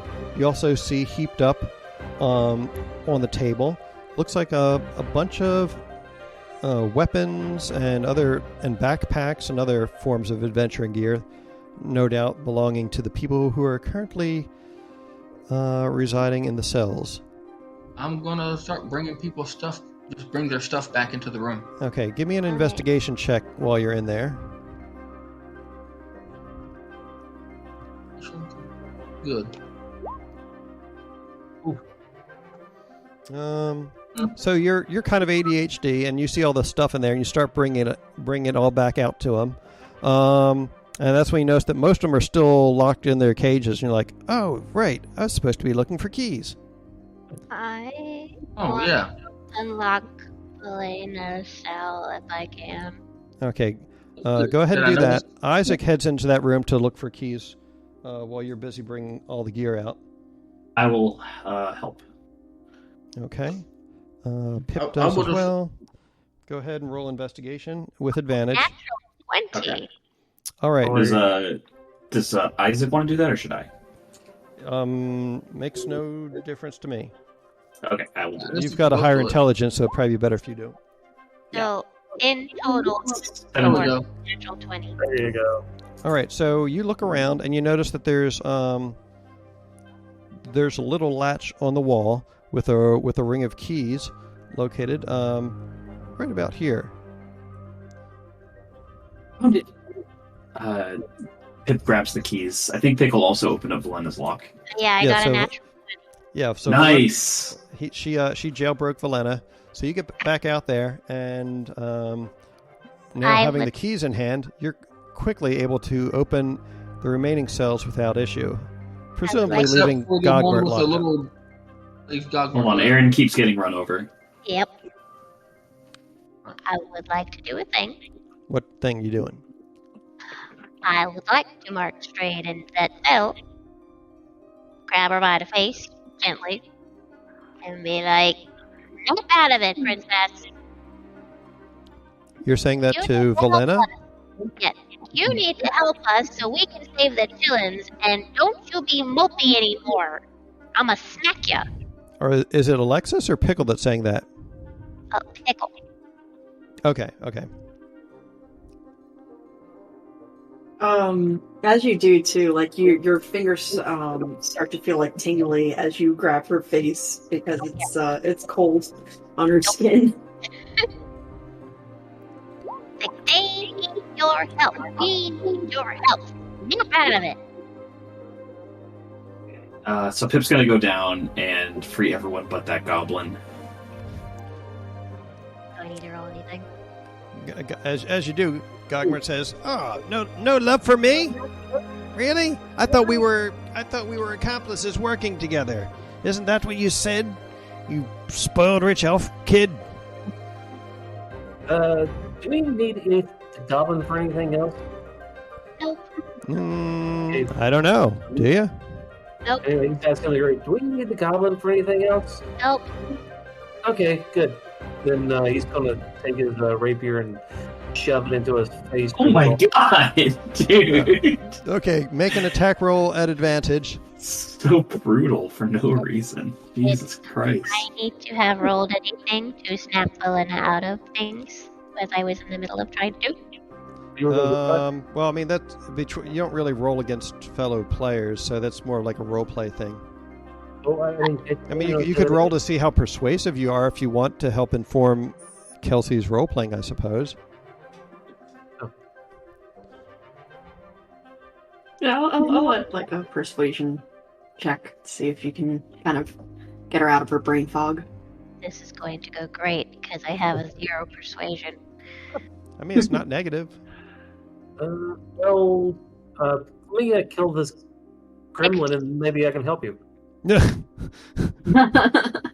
Master Veneto, just leave him. He's not going to hurt anyone. He's in a cell. He's already hurt us. He added us out and ran back. But look at him. He's so pathetic. He can't hurt anyone now. We spared him once. He betrayed us this time to get rid of him. Yes. There's no use. He's gonna die anyway. You may as well just leave him. Snap out of it. Vanita's going to turn around. Miss Pickle, sometimes Miss Valena gets in these moods. You just have to let them pass. No, because her being in this mood is going to keep us from getting out of here, so she needs to cut the crap. There's nothing you can do about it. Lily runs over next to Veneto, and she starts throwing bits of debris at the gremlin. He says, "You're awful. I hate you." All right, wait a second. Gotta kill this guy first. Let me get to the right character sheet. There we go. You do have Eldritch Blast as well, by the way. Yeah, I just thought that rapier was more fun. Yeah. Yeah, I could see that. So this is going to be the attack. Oh, that's probably good. I'm assuming that's good. Dirty 20 is pretty good. Yeah. So.